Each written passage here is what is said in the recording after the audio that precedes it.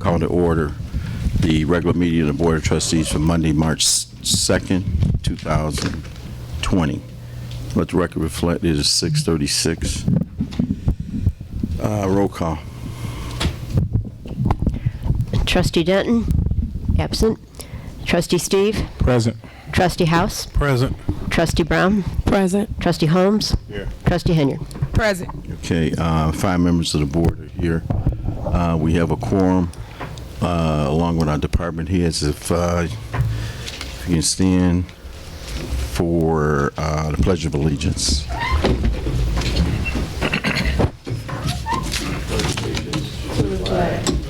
States of America, and to the republic for which it stands, one nation, under God, indivisible, with liberty and justice for all. And if you could remain standing, I ask that Chief Dyer, Fire Chief Dyer, lead us in prayer tonight. God, thank you for allowing us to make it out to this meeting tonight, and please grant us a safe trip home. Amen. Amen.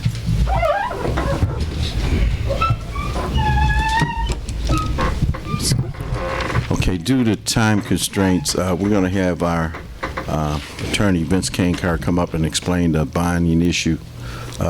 He has to get out here early. Vince Cankar. The bond issue, the ordinance which is before you today, this afternoon, proposes a $1,400,000 bond issue, all of the proceeds of which are used to pay Homewood Disposal for scavenger service and collection services. The cash flow situation of the village is such that it does not make its payments out, the monthly payments out of its ordinary thing. What we've done, we have an arrangement with the scavenger service. We float a bond off basically in the beginning of the year, and then transfer that bond to the scavenger service. And then when the money comes in to pay that bond, which is typically August to November, in this case it'll be 2021, then the scavenger will receive his compensation for working the 12 months of 2020 and 21. So what you're doing is you're paying the scavenger in arrears by about 4 or 5, 6 months, and you're doing it by issuing a bond, and that gives you the ability to tax for the scavenger service and pay them. It's the same situation we've done for about 5 years now. The only difference is previously the interest rate on the bonds was 3%. Because of the drastic increase in interest rates, it's been lowered to 2%. I just gave the village clerk a substitute page, so it's no longer 3%, it's 2%. It'll save the village about $12,000, but every $12,000 mounts up. Yes. So what we do is we never receive the money for the bond. We just issue it and then give it to the scavenger company. When the tax money comes in a year later, then we pay it bond off. Right. Any questions from members of the board? Yeah. Okay, again, I get a motion to vote on ordinance number 20-002, authorizing and providing for the issue of a $1.4 million general obligation bond, series 2020 for Homewood Disposal. Any questions? Yeah, I got one. So I understand, but I just want to make sure I got it correct. So we're taking out another bond due to the fact that what's the reason, I guess? Well, you don't have the cash flow available from your general fund to make timely payments on the scavenger service. And so if you don't issue the bond, there's no source for you to pay the scavenger, and they will stop picking up the scavenger. Okay, I guess that's why I'm confused at, because I thought that we were paying you because all the residents pay their water bill and trash is included in that. So I thought the accounts was all separated, that you get your money. So you're saying you're not getting? It's not, no. Okay. Okay. But I don't feel we should take out more money. So I know the board going to support it because they saying it's a need, but I want to know where's the money going that the residents are paying, and it's not going to you. Well, one of the problems with your scavenger service is that the billing you do does not cover enough of the expense. Yeah, you have a large expense of just the extra dumpsters that you use every month at Public Works. And that goes up to $30,000 to $40,000 a month extra. That's not included in your scavenger contract. So you really, it's not only the residential scavenger you're talking about a large amount of the village, the containers, the big dumpsters at Public Works, and all those items too. Right, because is this correct, Mayor? His funds is included in the general fund for payout. It's not a separate fund. Well, Is that how he's getting paid? He The gets money paid, come out of the general account? he gets paid by the bond. And this is, No. So when we collect the money from the residents, where does that money go for trash? because, Mayor, if I could be go recognized. ahead, trustee. We had some discussion on this at our finance committee meeting. So the funds that we receive goes into the general fund, and and this payment to the bond as well as to the disposal comes out of our general fund. The concern is that we're taking out the bond year over year, which we also did have some discussion over it. What my intention or my support of this is that this is a historical bill that we've had, so we're paying a back bill plus current bills ongoing. So the money we're taking is going to the ongoing bills, and in our future budget periods, the goal would be to reduce it from 1.4 million to 1.2 until we gradually get rid of this bond payment. Well, at least this is my vote.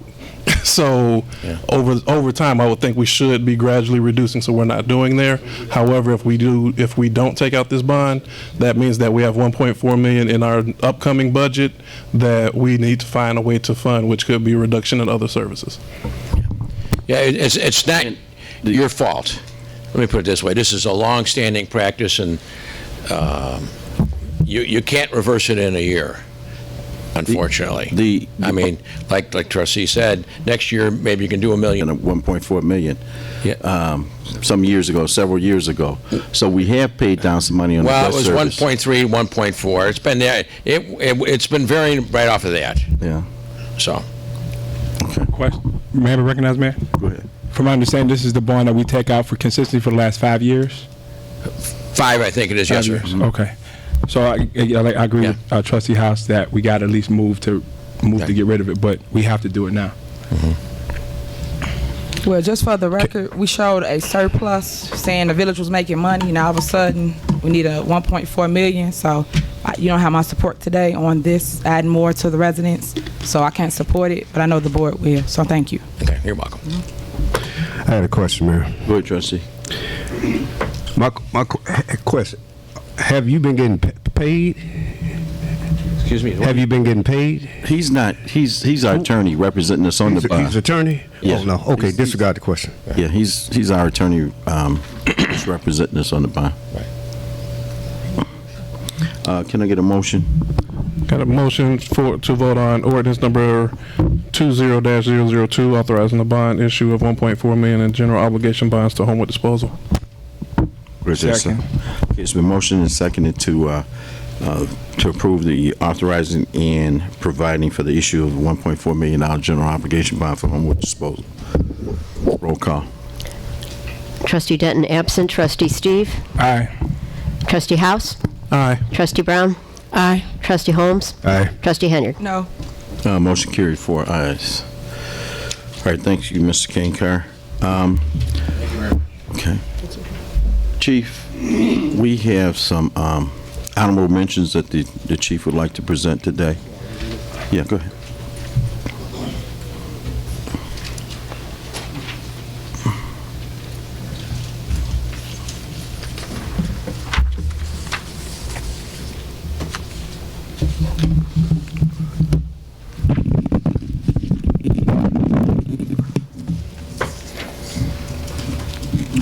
Good evening, everyone.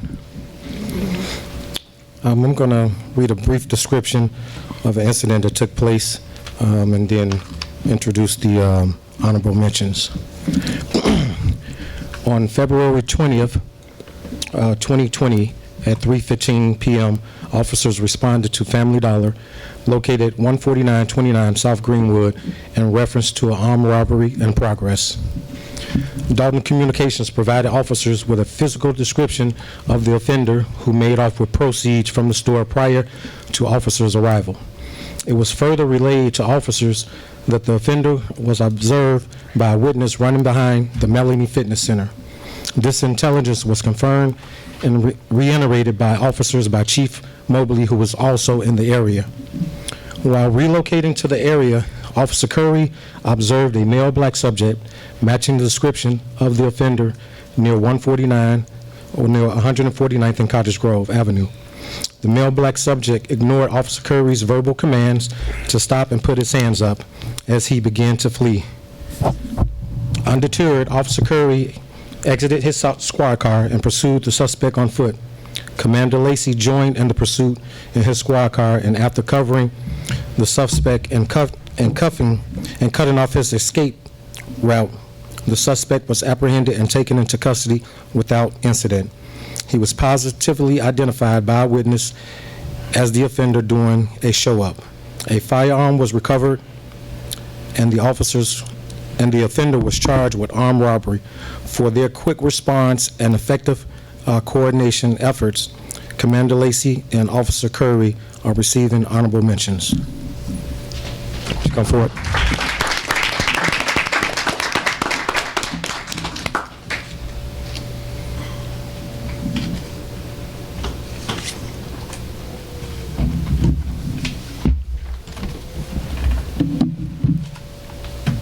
Yeah.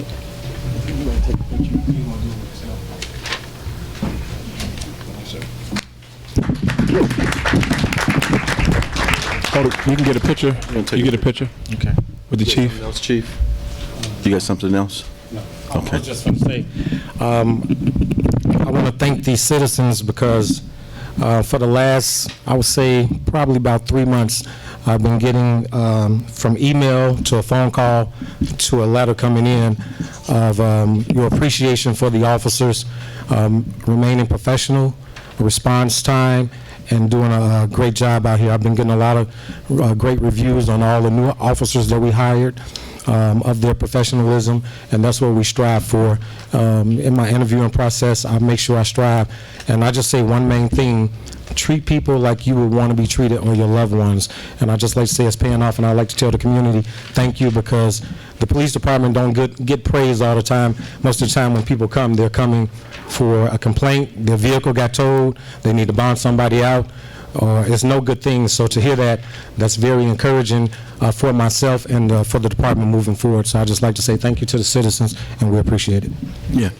Now, Officer Curry, how many years you have here on the? This 18-year veteran, Officer Lacey. 27 years. Officer Lacey is our new commander of our traffic unit, and they've really been doing some traffic enforcement and overweight enforcement. So thank you for your service. Okay.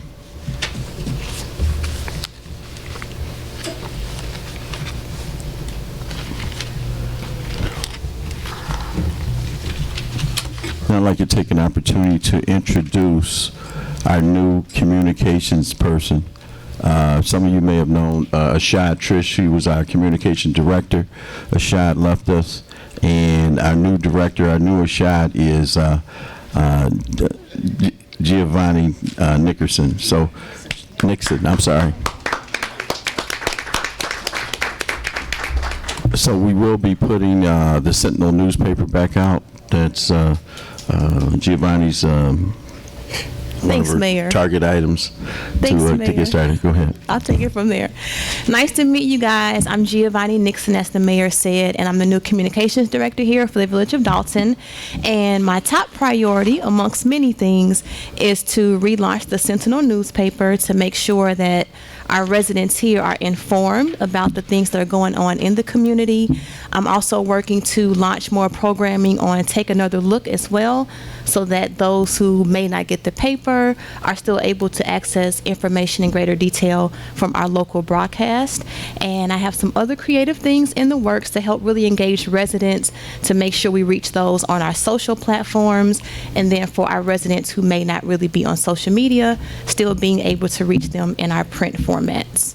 So it's nice to meet everyone tonight, and I look forward to engaging with you along this journey, and that's it. Oh, I'll give you a little details about myself. My background, I'm a journalist, so I've been working in journalism for several years, writing stories in Chicago and Indiana. I'm a native of Indiana, so that's my background in journalism. And I've worked in finance and corporate finance for about 10 years as well, too. So finance and journalism, my background. Great. Thank you. That's it.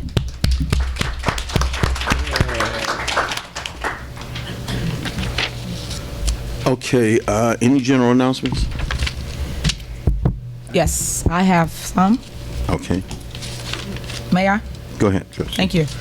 Good evening, everyone. Thank you guys for coming out this evening. We had a town hall meeting this past Saturday. It was awesome, incredible turnout. I want y'all to give yourself a round of applause for showing up about the water bill crisis. Thank you guys, thank you. So, I'm glad that y'all came to the mic and spoke out loud regarding the water bill. A lot of times, y'all cries go unanswered. So I was able to help a lot of you guys by either giving information to the water department. I was a little upset like you guys were. I thought that we would have had someone from the water department at the town hall meeting and no one showed up. A lot of y'all was looking for either the director or the mayor to show up and certain board members. So they all are here. Y'all can ask them why they didn't show up to listen to your concerns. We had over 150 people that did show up, so thank you again. So if y'all want to come back to the mic and reiterate what y'all told me at the town hall meeting, that would be nice so they can hear your voices. My next question is, and this is just for either Ed or the new director of communications. I did meet her last week, and I did email her the flyer to post on the website so that the entire town can come out. It did not get put up. They had a what is it called? Project to Connect meeting the same day as my meeting and at the same time. So it's another reason why I try to advocate and do my own thing, because the town is so divided. I would appreciate it that we all would have came on one accord to the town hall meeting, because the water crisis is very, very serious in the villages of Dolton, as you guys see. But again, please come up and voice your concerns. Last but not least, I have a mentorship program. I'm calling all my youth, any youth that's in the village of Dolton that wants to be mentored. Please call me at 708-297-6859. Again, 708-297-6859 if you're interested in the mentorship program. Thank you. End of my report. Okay, Trustee Steve, go ahead. Also, I want to let people know that Channel 4 is back up. We have a new server. The channel was down for some time, and so it's back up. We have some new features to it. There's a news feature to it as well, so you'll get the news, the traffic, the weather. But it's back up, so we don't have to worry about it being down. It was down for some time. The server that replaced was about 15, 16 years old, and it served its time, and now we have a new one.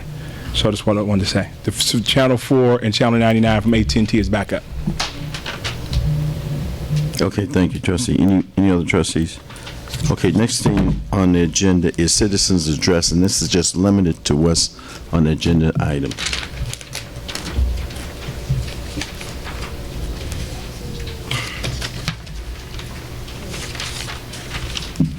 Good evening, Board.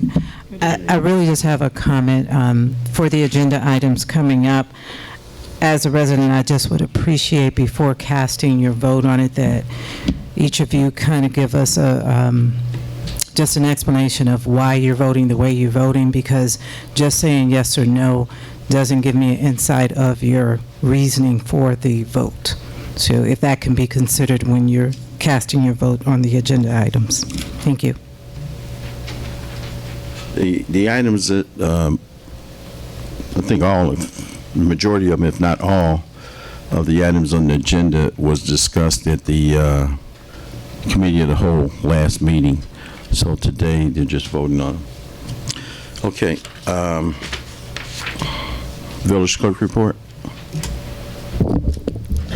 Thank you, Mr. Mayor. I would ask for approval of the minutes of the February 3rd, 2020 regular board meeting.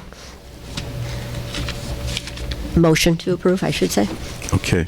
Going to get a motion to approve the minutes of the last board meeting. I'm sorry, board meeting February 3rd, 2020, regular board meeting. Motion to approve minutes for February 3rd, 2020. Second. Okay, it's been motioned and seconded for the approval of the minutes for February 3rd regular board meeting. Any questions? Discussion? No discussion. Roll call. Trustee Denton absent. Trustee Steve. Aye. Trustee House. Aye. Trustee Brown. Aye. Trustee Holmes. Aye. Trustee Henyard. Aye. Motion carried. 5 ayes. And under communications, I don't know that I need to remind residents that early voting started today and goes through, I think, the 16th. Or 16th, yes. Yes, the primary election day being Tuesday, the 17th. The locations closest to Dolton residents are the usual Calumet City Library and South Suburban College. And I would just like to remind everybody, because this is a particular issue with personal to me, that there are a lot of folks, big ticket names, including presidential candidates on the ballot, but there are also, as it comes every couple of years, a lot of judges. And if you don't know who they are, and I don't know very many people who do know who they are, there is a website that's available for Cook County candidates, and those interested in finding out more about the judges that are running not only in Cook County but in the appellate court and the Illinois Supreme Court, and that's at voteforjudges.org. I'm going to try and have some paper copies for folks, but what voteforjudges.org does is take all the Cook County various many bar associations of attorneys who practice in court and takes all their recommendations and basically gives you a kind of a bullet point as to whether or not these folks are worthy of your consideration. So again, if you have the time, please take the time, voteforjudges.org. I'll stop my speech there. Thank you. Okay, great. I'd like to make an announcement in regards to the Dolton Cafe, which is held at Community Church. What's the address there, Elizabeth, you know? Okay. It's actually at the corner of Avalon and Shepherd. No, Avalon and Lincoln. Woodlawn and Lincoln. Yeah, Woodline, Lincoln, and Avalon is pretty big. Takes up the whole block there. But every day from 11, I think, till 2, they have senior dinners there. And it's about $3. They ask for a $3 donation. So it's for the whole month. But they are asking that we continue to announce this so they can continue to bring that service to the village. If they don't continue to get the participation there, it's going to be gone. But they have a monthly calendar with all the dinners that they serve for lunch. So you actually know exactly what you'll have for each day. So if you can, please participate and allow them to stay here and provide their service in the village of Dolton. Okay, engineers report.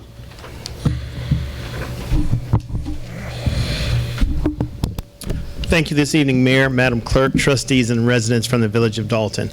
Just a couple items on my report this evening. One item is on the agenda. That's for passing of the resolution for the 2020 CDBG grant application. We'll be applying for $400,000 for capital improvements. The second item on my report is the Metropolitan Mayor's Caucus in conjunction with ComEd on the Powering Safe Communities grant. We were successful last year with this grant, receiving about $7,500, and Public Works had the opportunity to purchase traffic calming devices. Superintendent Stacy can elaborate a little more on that as far as the devices that were purchased as part of that grant. And I should have later on this week an update from PACE with regards to where we're at with the bus shelters. Great. Thank you. Thank you. Committee reports, Finance, Trustee House. Good evening, everybody. I just want to go over last week. We had our Finance Committee meeting for the month of February. We did have our auditors come out and present our annual audit report. We had an additional unqualified opinion, which is the highest opinion that you can get from the auditors, which is good, meaning that we're keeping adequate records for us to be able to continue to go after grants and funding, and that we maintain a good sense of control over our financials. I would encourage anybody that was not able to attend, if they can, go back and look at the YouTube, or if it's put on channel 4 or 99. I think the auditor came out and gave a good presentation. It was important to us in years past that we normally would get the audit report and be asked to vote on it the same day. We wanted to make sure we had time to present it to the community as well as board members digest it, so we will be voting on that this evening. Also, our finance committee meeting for this month will be the last Wednesday of the month. More date information to come at 5:30 p.m. So I'll re-mention this again at our next board meeting. Thanks, Mayor. Thank you. Okay, Trustee Brown, housing. Housing report for the month of February 1st through February 29th. We had 22 as-is inspections, 5 board ups, and 13 cell inspections. And all the amounts that are paid goes to the general funds. Thank you. Okay, Trustee Holmes, police and fire. Good evening, residents. This is the incidents from the fire department activities from January 1st, 2020 to February 29th, 2020. Motor vehicle accidents, 53. Emergency medical service, 544. Hazardous conditions, 29. Service call / good attempts, 37. Fire alarm detective activations, 59. Special incidents, 0. Technical rescues, 1, for a total of 751. And that's from the fire department. I'm going to be working with the chief because I want to do the same thing for the detectives division here, and with the police that have been working these homicide cases from last year. I can say one thing: 9 times out of 10, 9 of them have been solved. Multiple people have been arrested in all of those cases, except for just about 1 or 2. And as the chief stated, with the help of the community, the calls you've been calling in, but also we got to reach out and do something for these detectives who's been working day in, day out, just to solve these cases. When people don't speak up and step out, they still out there. And thank you all for your input.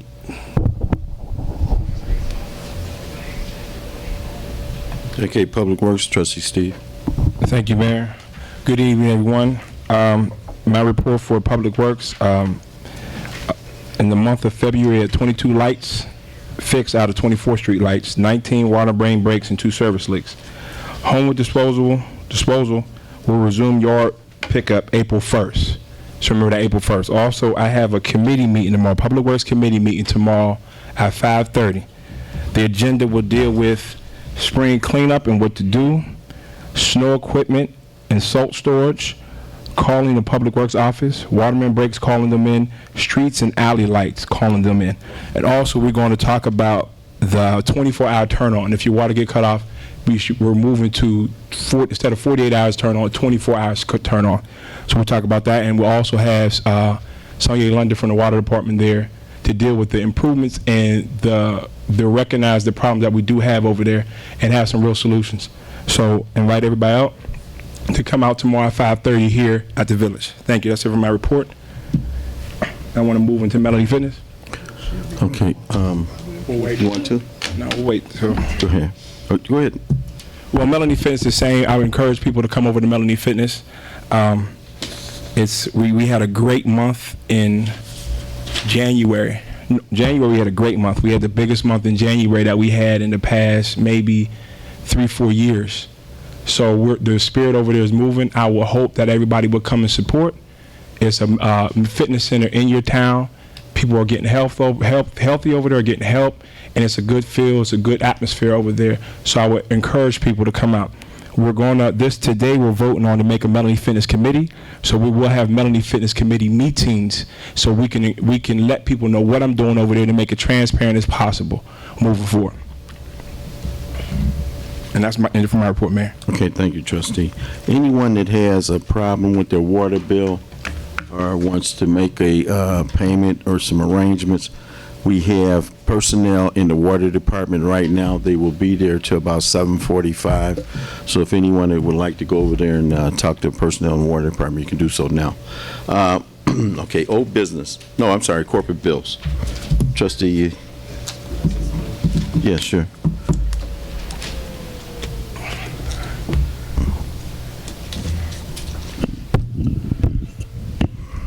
So I know a lot of people are worried about the coronavirus, correct? We don't really know too much about it, so the mayor wanted me to do a little investigating and find out what I could and pass it on. So what I found out was they really don't know. They don't have a antidote for it yet. It came from China in the food and meat district. It came from not washing their hands. So the best advice that we can give you right now is to make sure you wash your hands. I know we like to shake hands. Sometimes we might just do a fist bump or something like that because it's spread by the people sneezing and their droplets going into their hands, or them wiping their noses, putting the tissues on the table, you touching the table. Anything you have to do with the public, opening doors, public bathroom doors, sharing rides like Uber, and when you're touching stuff, you need to make sure you wash your hands. They don't have an antidote, and we have a case here in Chicago, and it's a woman who went to China. So she didn't get it here. She went to China. She came back. She felt sick. They're suggesting if you feel sick, consult your doctor. Don't go to the doctor. Don't go to the hospital. Consult your doctor. Let him come out and tell you what's wrong before he sends you to the hospital, because if you go to the hospital, you'll just spread it throughout the emergency room. And that's not what they want. So if you're feeling sick, the symptoms are like flu-like symptoms. You might just have the flu. But the only way you can tell that you have the coronavirus is to be tested for the coronavirus. But just make sure you wash your hands. That's all I got. Thank you. And wash your hands. They recommend that you wash your hands and not use the sanitizer, the hand sanitizer. I'm just going to read something here. One of the worst days so far for the coronavirus was the 10th of February. On that day, 108 people in China died from the coronavirus. But on the same day, 26,283 people died of cancer. On the same day, 24,541 people died of heart disease. On the same day, 4,500 people died of diabetes. And on that day, suicide took more than the virus did by 28 times. Moreover, mosquitoes killed 2,740 people daily. Humans kill 1,300 fellow humans daily on an average, and snakes kill 137 people daily. Take a deep breath and wash your hands. Okay, any rate, corporate bills, Trustee House? Okay, for the reading of the corporate bills, we have 3 separate registers. 2 are smaller, I can read off quickly, and then the other are these, which are the electronic deductions from the bank account, and then the third will be the physical checks, which a little bit more extensive, but we'll bear with me and we'll get through them. So we have corporate register payments number 157, which are electronic payments. They cover the general fund, the water fund, and Melanie Fitness Center. That total $310,947.52. We have payment register number 158, which cover corporate payments and water fund, which total $369,734.53. And the physical checks written from our account, which are listed on corporate payment register 159, have monthly payments of out of the corporate account, $742,733.66. Gross payroll from January 31st, $405,844.97. Gross payroll for February 14th, 2020, $396,986.42. Gross payroll for February 29th, 2020 is $381,100.67. With the Melanie Fitness Center register payments of $24,321.56. Gross payroll for Melanie Fitness January 31st, $8,784.82. Gross payroll February 14th, 2020 is $7,983.88. And gross payroll for February 29th, 2020 at the Melanie is $7,943.61. So total corporate payments of physical checks on register 159 is $1,975,699.59. I would ask that we have a motion to pay corporate registers 157, 158, and 159 collectively. Hey, can I get a motion to? That was my motion. That was your motion? Okay. Is there a second? Second. Okay, it's been motioned to pay register 157, 158, and 159. It's also been seconded. Any discussion? Yes. Go ahead. Also, I wanted to discuss this $1,000 weight loss challenge that I had at the Melanie Fitness Center. We had a $1,000 weight loss challenge, and it was the intentions of it was to make the community healthy and to get memberships at the Melanie Fitness Center. And so when we did it, we put it out there and we promoted it that way.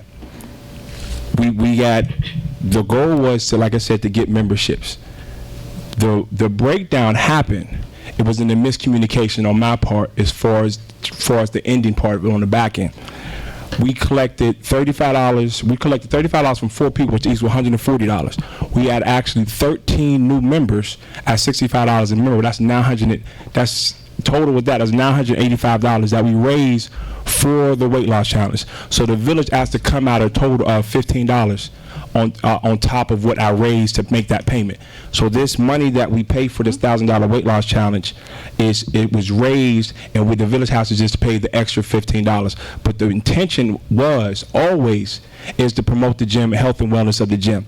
And I understand it's been twisted, it's been turned this way, as in the sense that somebody was hiding something. It wasn't nothing, nobody hiding nothing. It was miscommunication on my part on the back end just to make sure it's done right. And moving forward, that's why I will have the Melanie Fitness Committee, and everything I do will be up in the air and will be open. And a lot of times I've been watching these meetings for 6 years, and not too many elected officials can come up here in front of you, because we're in front of you, and actually admit to say, you know, I handled that wrong. But I'm new at this. But my heart and my intention was always, and always has been, to make this gym self-sufficient, and we're moving in that manner. So this was a mistake on my part, the back end of it, but we did raise enough money to actually pay the weight loss challenge off, and that's in the corporate bills that we're voting on today.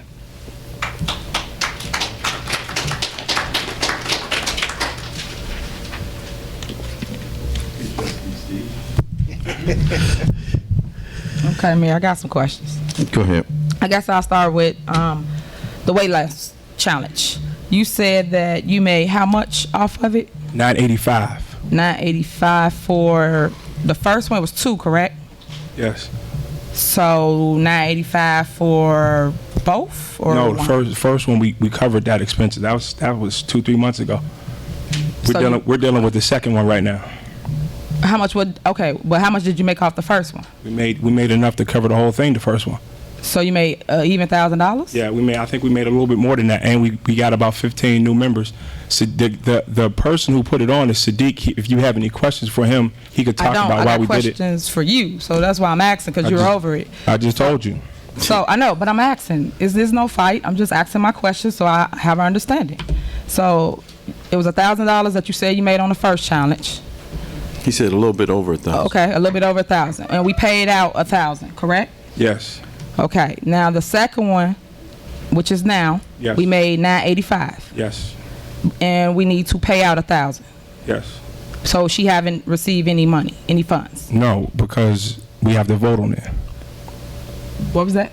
We have to vote on it. Okay, this is where I'm at with it. Whenever we do something as a board or a body or a member here, we should get approval before we launch it. It should never be afterwards when a person is upset or mad because they didn't get their money.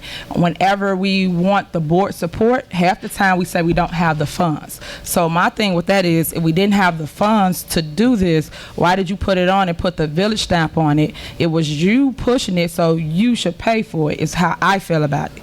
I don't think it should come out the village. Hold on. I don't think it should come out the village funds, because as you can see, homeward disposal, all these things we owe for. And if y'all not making the money to replenish it, it doesn't make sense for the village to cover the expense. I guess you didn't hear nothing I said then. I heard what you just said. We raised enough money to pay it.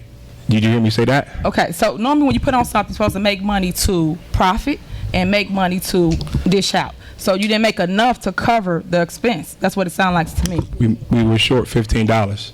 And when I say we got 13, almost 20 new members, and that was the whole point of the whole weight loss challenge, to promote the gym and to get new members there, and that's what we got. So you don't think you should cover this expense? $15? The $1,000? No. Do you feel you should cover it? I just told you that it's covered. Not only that. No. The I'm first, asking. not only that, the first challenge took in over $1,000. So anyway, I'm quite sure there's a $15. The whole, So out of order. again, Okay, Ed, you explained it. Thank you. We're gonna move on. We need to vote on this. Okay, well, all that was for the record. I'm just saying, because I know y'all sat up here and grandstand when it came to me, and y'all wanted everything's me for to the pay for record, something that had nothing to do trustee. with village. Thank you. So I'm just stating for the record Can we that get a I roll call, feel please? that the board should not approve something like this. That's all I'm saying. You should get it approved before. Trustee, you can vote Not as you wish. I will, okay. but I want to put my reasoning on file. That's Okay. all. Good roll call, please. Okay, I got more questions, Mayor. In regards to this issue? I have more questions, In Mayor. regards to this issue? Then you say it's discussion. Can I finish? I'm asking you in regards to this If issue. you let me finish, you can find out. Can I finish? Go ahead. Thank you. Okay, page number 3. We had training for $420. Can you tell me or whoever's over what that's for? Which register are you referring to, trustee? 159. Thank you.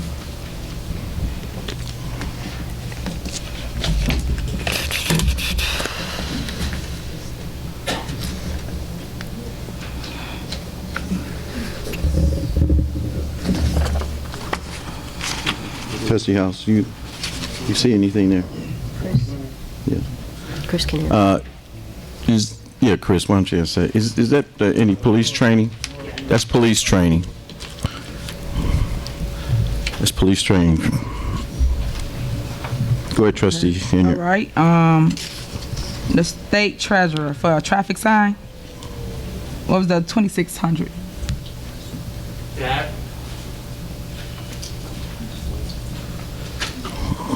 That was MFT funds for work on the state road. Motor fuel tax funds to work on the state road. Okay. And the Menards, is that for public works? That depends. It's dependent on which department those supplies were for. So depending on which department, those are where the supplies were for. And what's the one above it? The $19,878?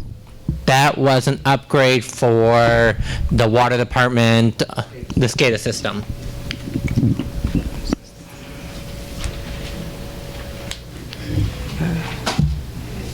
Okay, one concern for me is the expressway car wash. We spent $981 for what? Car washes for all the vehicles in the village. I know I had this complaint maybe a year ago, and I thought that majority of them wash their vehicles, so I was trying to understand why it's so expensive for car washes. You think for the a month. police officers wash their own vehicles? I didn't say the police officer. For instance, the fire department wash their own vehicles, so you telling me that it costs us $981? We don't run fire trucks through the car wash, but we do run public works vehicles. We do run police cars through the car wash. Okay. It's a little expensive.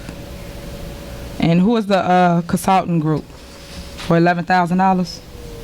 That's is that it's core consulting, our IT people that we've had prior to me even coming in office at the same amount. Prime equity management for $1,000. So trustee, if you could ask these questions before we come to a board meeting, you could get with Chris, you can get with Janice before we come to a board meeting. It wouldn't take up this much time. Okay. If y'all will respond to me, my question will be answered. Come on. So, Mayor, it's called discussion. That's what I'm doing. And you answering, then we're moving on. I normally email. Y'all don't respond. That's not true. That is true. So I'm almost done. You was up here the other day over half an hour. Chris was here. any of these questions you could have asked him to prevent the delay. Okay, you got something like for, this. what's jams? For $4,000 on here? I'm on page 6. That's for the cost of the mediation service involving the Seats versus Dolton lawsuit, where we're going into a mediation. That's the one where there was a crash that killed somebody and left somebody paralyzed, and that case is close to going to trial. So there's a mediation being held later this week to see if the case can be settled. JAMS is the mediation service, and that's the village's share. That will be reimbursed by insurance when the case is over. Okay, you got one more legal service on here for $2,000. Page 7. You know what that one is?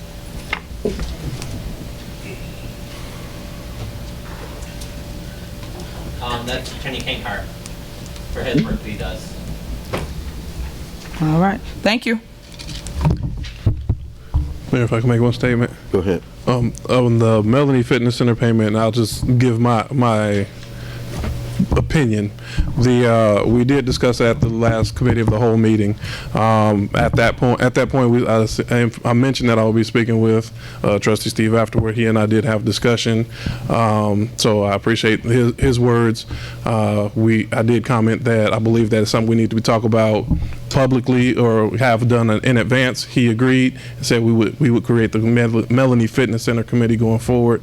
So in the future, I will not be voting on anything that has not been brought through the board. However, I think the young lady needs to be paid, so I'll do vote in support of paying this one. But moving forward, if there is something that's not brought in front of the board, I will not be voting to pay that. Any further? Roll call.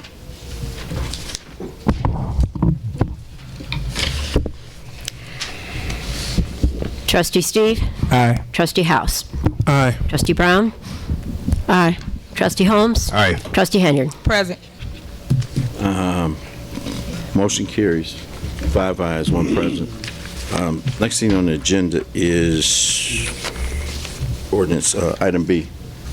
Item B for the old business. Ordinance number 20-003, amending Chapter 14 of Article 10 of the Dolton Village Code with the regulation of cannabis business establishments.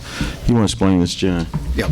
Back, I think the members of the audience and the board will recall that when the cannabis legislation was passed in the summer, we wanted to get something on the books before the end of the year to demonstrate to the marketplace that Dolton, and this is my term, is open for business and is interested in cannabis-based businesses coming to the village.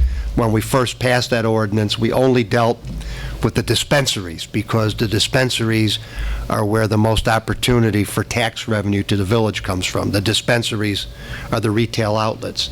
What we've done here as a matter of really cleanup and housekeeping is to provide for the other cannabis-related uses commonly referred to as cultivation facilities, infuser facilities, craft facilities, and the like, the places where the product is grown to be allowed as special uses in our manufacturing and commercial districts.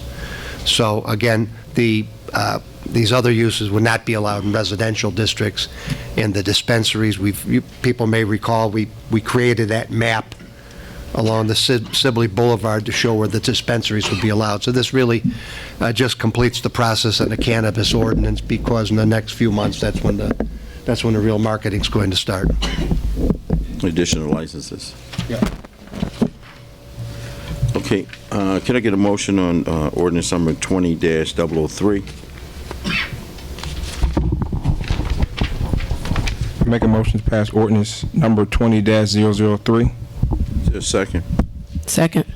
It's been motioned and seconded to pass ordinance number 20-003, amending Chapter 14 of Article 10 of the Dolton Village Code with the regulation of cannabis business establishments here in the village of Dolton. Any discussion? Yep. Roll call. I got a question. Go ahead. So with the zoning, I'm trying to make sure I understand. How does it work for a person that wants to put a shop up? Do they put it in the commercial areas only? And what, we're doing the state rule, the state law, or how's that going? When you said shop, you mean the retail facilities, the dispensaries? Correct. What you passed a couple months ago attached a map, primarily along Sibley, showing the areas where cannabis retail sales, remember the word dispensary and retail, that's the same thing, would be allowed. So essentially, places along Sibley that aren't too close to churches, et cetera. So that's where it would be allowed. I think the board's thinking at the time was that if anybody is going to locate a retail in the village, it would be along Sibley, because that's where the traffic is. Now, the fact that we've passed this does not mean that anybody's going to come to Dolton. We've just, by passing this again, we're sending a message out to take a look at Dolton. Now, is it a cap on how many can come, or no. anybody can come, so we can have 20 or 30, it doesn't matter? Well, there won't be that, because the number of licenses that the state's going to allow is limited. And so there's tremendous competition among applicants to get the state license, and once the state licenses issue out, which is going to happen in the next 30 days, then we'll see if the marketplace likes it. But it's a limited number of licenses that are issued. Remember, after when the law passed, part of the deal was that the medical people, the people who had the medical facilities, got a 6-month head start on the retail. So those of you who've seen where some of the medical places, there's one in Homewood that's going gangbusters, they're in place, but the other retail ones will be released soon, and we'll see what happens. Okay, so if somebody opens up across the street from one another, they can do that? Or is it like 100 feet from one another, or what? Well, there's spacing limits, but that's not going to happen because there aren't enough licenses to go around. I'm just asking, I'm just trying to make sure we're covered. Yeah, no, we're covered. And my last question is, who approves who comes in, who don't? Do it come back before this body? Or Yes. Yes. So it is the board, so it's not strictly the mayor? No, it'll come before the board. Okay. And, but they've got to, there's a lot of chicken and egg going on because they can't, they've got to get their state approval first. And, the state approval is very challenging. All right. Thank you. Okay, roll call. On the motion to approve ordinance number 20-003, Trustee Steve? Aye. Trustee House? Aye. Trustee Brown? Aye. Trustee Holmes? Aye. Trustee Henyard? Aye. Motion carried, 5 ayes. Next thing on the agenda is item B. It's actually C. Ordinance number 20-004, amending section 3-4A-1-7 of the Dolton Village Code relating to video gambling terminals. You want to explain this, John? This is a simple amendment as part of all of the legislation that was passed last year, which include cannabis, which included casino gaming, and the like. They amended, the state legislature amended the gaming law to increase the number of allowable gaming machines from 5 to 6. And so this amendment simply incorporates the update from the state law allowing licensees here in Dolton to have 6 terminals instead of 5. Okay, can I get a motion for to approve ordinance 20-004? Yeah. Motion to I got pass. a question, Mayor. Okay, let's get the approval. Get the motion. go ahead. The motion first, and then we can do discussion. Motion to pass ordinance number 20-004. Go ahead. Is there a second? Second. Okay. It's been motioned by Trustee Steve and seconded by Trustee Brown to approve ordinance number 20-004. Any discussion? Go ahead, Trustee Holmes.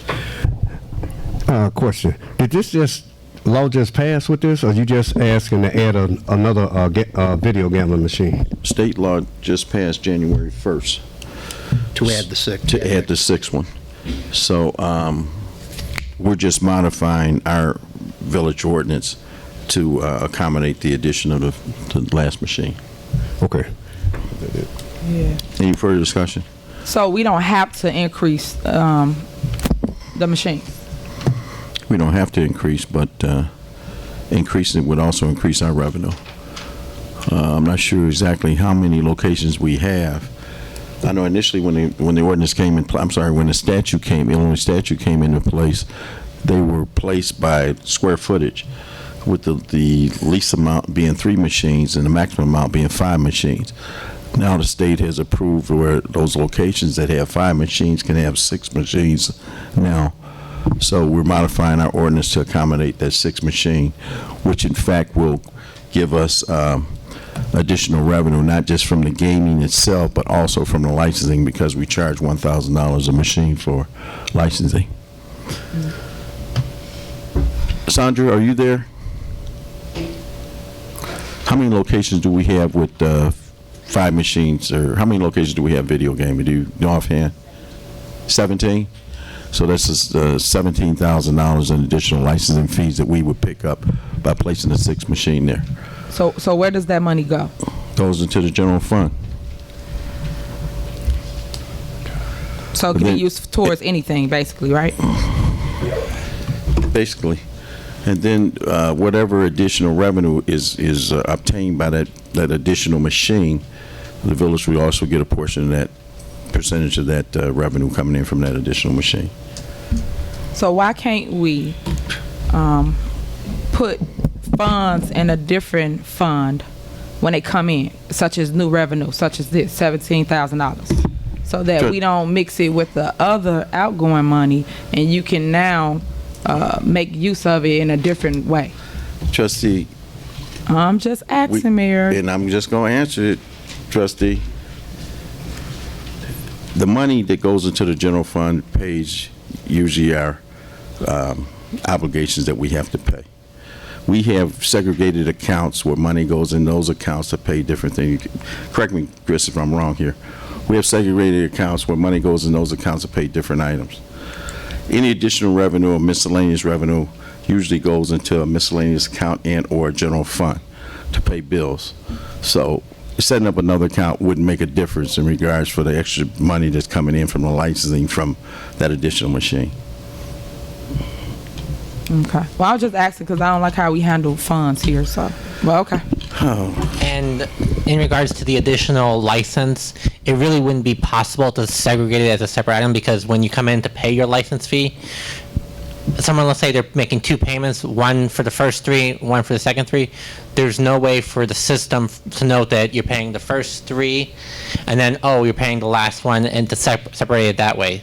It's not really possible within the system to reflect that you're paying 5 at before and then 1 at the new one. Okay, so the way the system's set up now, they come in, they pay for that machine or 5 machines, but you know they pay for 5. So now if they get another one, they're gonna pay for 6, correct?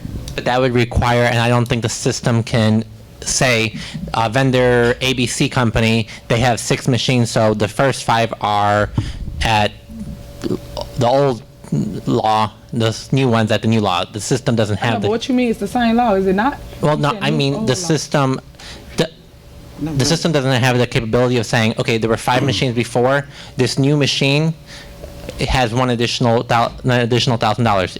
We can't set it up to say, this person has 5, now they have 6, so there's an additional $1,000. No one will know when they come in to pay. Right, okay, this is how I see it. If they come in and they pay for their machines, just like you do with a license, so we have to collect that $6,000, for instance, from them by, what's today's day? By March 15th. So by March 15th, we got $6,000. We know we made an extra $1,000 and it's in that fund. Why can't y'all move that $1,000 out of that fund into another fund because it's extra money? That's assuming that they come in and pay all $6,000 at one time. If they make multiple payments, then we're gonna be spending time going back and reviewing, did this business pay? Did they pay the 3? Did they pay the 2? And then we have to try to reconcile that all out. So they don't have deadlines on these machines to pay? I don't know that. Okay, well, I guess, Attorney Murphy, is it not a deadline to pay us? Well, there's an annual payment once you get it. If somebody doesn't want the 6, they don't want it. But let me just make it very simple. The village is looking for revenue. The money that comes into the general fund from gaming helps to pay for the salaries of these officers here, the firefighters, everybody. It's general fund money. That's what it's for. The revenue that comes in the door goes out the door primarily for labor costs, which are salary and benefits. In addition to other things. Yeah. Okay, any further discussion? Roll call. Trustee Steve? Aye. Trustee House? Aye. Trustee Brown? Aye. Trustee Holmes? Aye. Trustee Henyard? Present. 5 ayes, 1 present. 4 ayes, 1 present. That's what I said, 4 ayes, 1 Right. present. No, I didn't. 4 ayes, 1 present. A present vote is a yes vote anyway. Okay. Mayor, I can vote how I choose. You know Robert's rules. I can vote present, aye, or You nay. did, and we okay. so noted So what's it. the joke? Thank you, there's no joke. All right. A present vote is a yes vote. Ordinance number, okay, item number D, ordinance number 20-005, amending section 4-9-3 of the Dolton Village Code relating to waste storage regulations. And this is the curb pickup hours. I know there was some discussion in the committee of the whole meeting. I don't recall exactly what it was, Mary Kay, changing the pickup hours for the curb pickup for waste.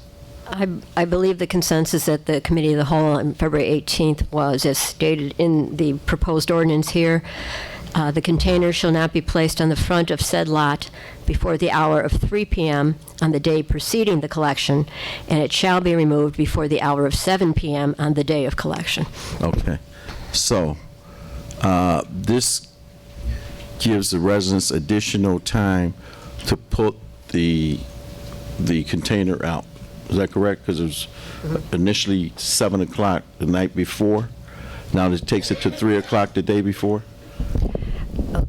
Actually, Mayor, the custom in the village for the longest time, past couple of decades, has been if it was out at 7 p.m.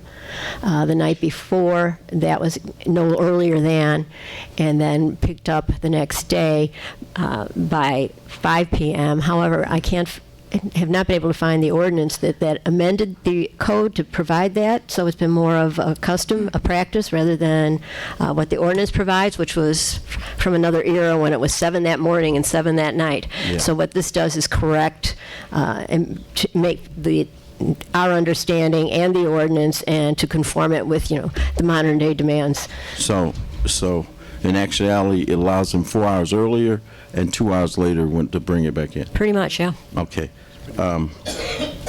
So, according to this ordinance, ma'am, not now, ma'am. Hold on. You can discuss the citizen's address, but so for clarification, and we didn't get a motion yet, right?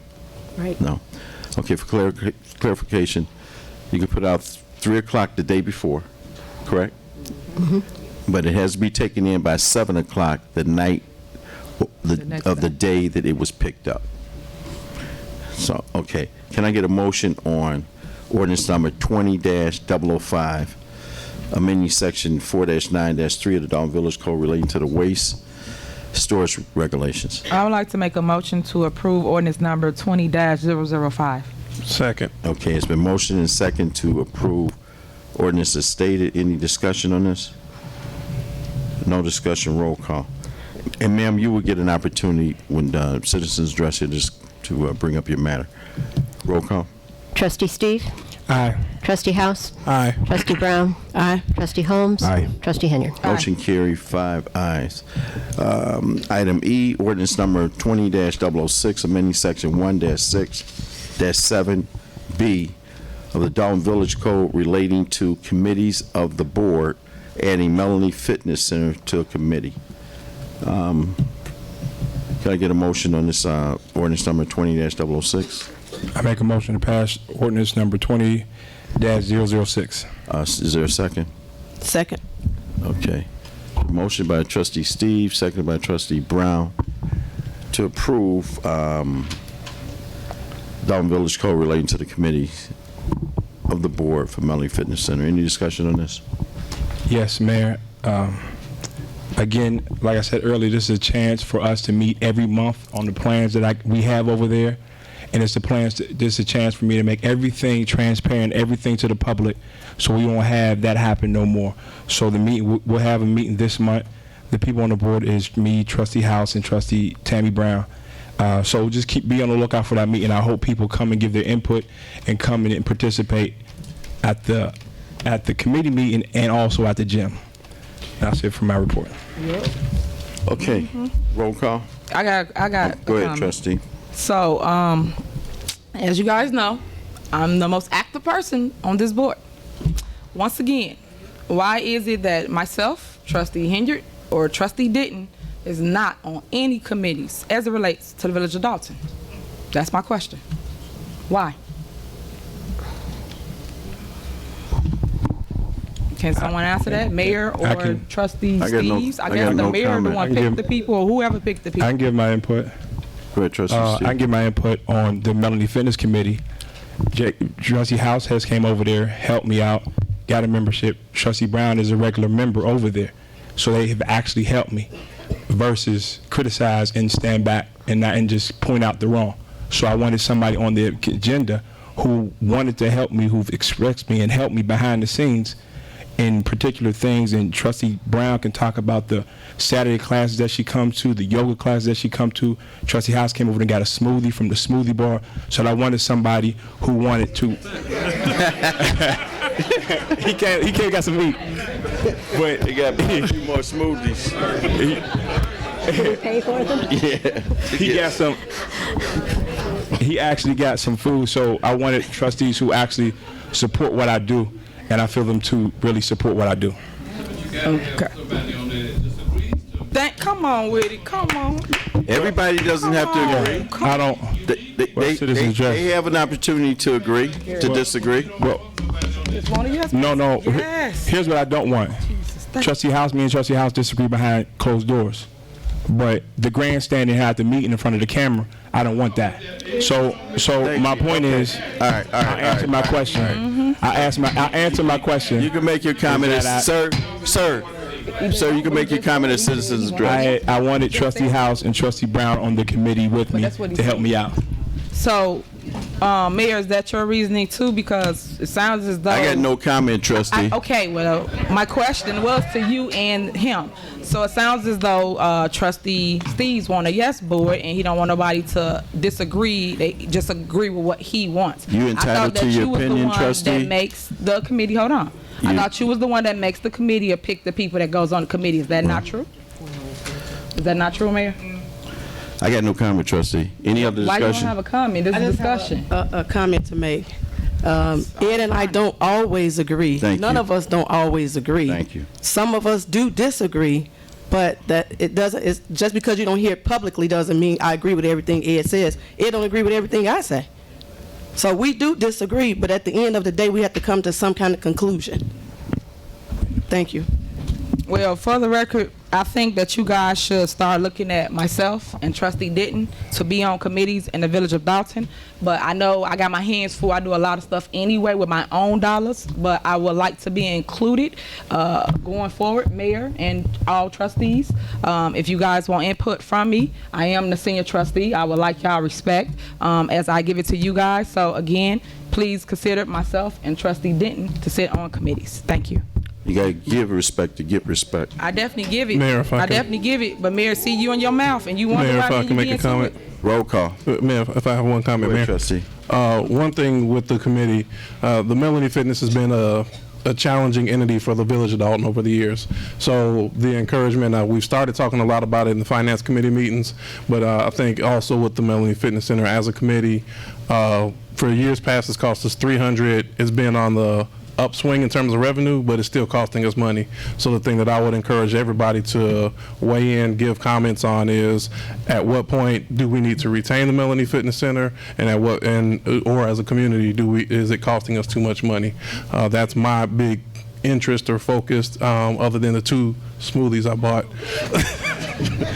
But I thought it was wanna one. Make sure I did 2 push-ups as well to make up for that. But the serious focus is, as a community, it is costing us money, and I think Trustee Steve has done a lot of efforts to minimize that gap, but it still is costing us money, and that's a reality that we all need to face. And Trustee Henry, I will be glad to give you a call and ask for your opinion as well. No problem. Okay, any further discussion? Roll call. On the motion to add Melanie Fitness Center to the trustees' standing committees, Trustee Steve. Aye. Trustee House. Aye. Trustee Brown? Aye. Trustee Holmes? Aye. Trustee Henyard? No. 4 ayes Right. and 1 no. Okay, motion passed. Item number F, resolution number 2020 R-001. Acquisition and transfer of certain property to the Dolton Park District. John, you want to? I'll let either the clerk or one of the board members explain that. I've been involved in that. Okay. Are you familiar with this? I am, but I believe Ms. Scott is also. Yeah. This property is actually part of the old bowling alley on Lincoln Avenue. There will be some great improvements in regards to the railroad traffic there. That interchange there will be widened, and part of the park now they will be taking to do the modifications to the interchange there. So this property, the old bowling alley there, is the park district is going to take that property to accommodate what the railroad will be taking to modify the interchange there. So that's what this ordinance is about. It won't cost us, from what I understand, they're going to do the legal fees on this, John? That's right. Okay. To acquire that property. Can I get a motion to approve resolution number 2020 R-001? Motion to approve resolution 2020R-001. Second. It's been motioned and seconded to approve the acquisition and transfer of certain property to the Dolton Park District. So noted as 13826 and 138 through 13844 on Lincoln Avenue here in the village of Dolton. Any discussion on this? Roll call. Trustee Steve? Aye. Trustee House? Aye. Trustee Brown? Aye. Trustee Holmes? Aye. Trustee Henyard? Aye.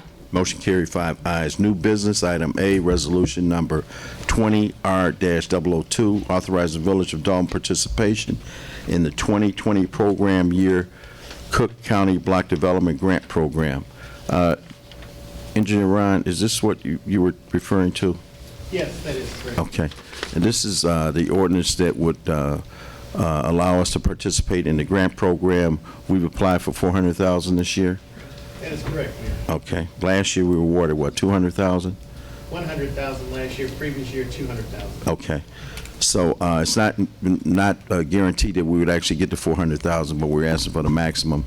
Hopefully we can get somewhere near that. Did I call for a motion yet? No. Okay. Can I get a motion on this resolution 20-R-002? Motion to approve resolution -20R-002. Second. Second is the motion to approve resolution authorizing the Village of Dolton participation in 2020 program year Cook County Block Development Grant Program. Any discussion on this? No discussion. Roll call. Trustee Steve? Aye. Trustee House? Aye. Trustee Brown? Aye. Trustee Holmes? Aye. Trustee Henyard? Aye. Motion carried, 5 ayes. Under new business item number B, the approval of the fiscal year 2019 audit. Can I get a motion on this? Motion that we approve the fiscal year 2019 audit. Is there a second? Second. It's been motions by Trustee House and seconded by Trustee Steve for the approval of the fiscal year 2019 audit. Any discussion on this? Trustee House, could you elaborate a little bit on this in regards to your finance committee where our representatives for the audit, Lauterbach, came in and just kind of filled in the residents in regards to their explanation in the direction we're headed? So a brief summary of what was told is that they did some review of our accounting, our policies and procedures. We have a tight budget, but we are heading in the right direction. We've made improvements in our repayment of pensions. Our general fund had a minor surplus. So globally, it was a good overview of the finance department. When I say finance, I would say the administration and all the work, because I know that nobody does it alone. One of the major things that I look at, or I look for, is what our end of year balance was as it was given to us by our finance department, compared to what the auditor comes in and sees, because it lets me know whether or not we're getting accurate financials, which means that we can make timely decisions. In this case, we had the variance was about $75,000 to $100,000 from what we recorded internally and when the auditors came to review us, which is on a $24 million budget is pretty good. So overall, I think the consistency that we've had in the last year has been helpful. I think we're getting good information, and we have a tight budget, so we always have to be mindful. So I think all of the questions and the feedback that we get from the residents, because I think the residents that come to the finance committee meetings, the phone calls and emails I get are very helpful and kind of help guide us. The back and forth, maybe sometimes resistance we get is also helpful because it challenges us to be better. But their findings were that we are in a decent position and we're heading in the right direction. Thank you. Any discussion on this? Roll call. Trustee Steve? Aye. Trustee House? Aye. Trustee Brown? Aye. Trustee Holmes? Aye. Trustee Henry? Okay, motion carried, 5 ayes. Next thing on the agenda is the mayor's report. I just want to bring some attention to a few things. This month is Women's Month, where we actually recognize the accomplishment of very important women that have contributed to our village and in the context of the women movement. It is also has been noted that women now have surpassed men in having heart attacks. So part of the reasoning was the fact that a lot of cases that there were housewives, and now women have contributed to a big extent into the workforce, which has added stress and other health occupational issues that has caused women to surpass men in having heart attacks. March 14th,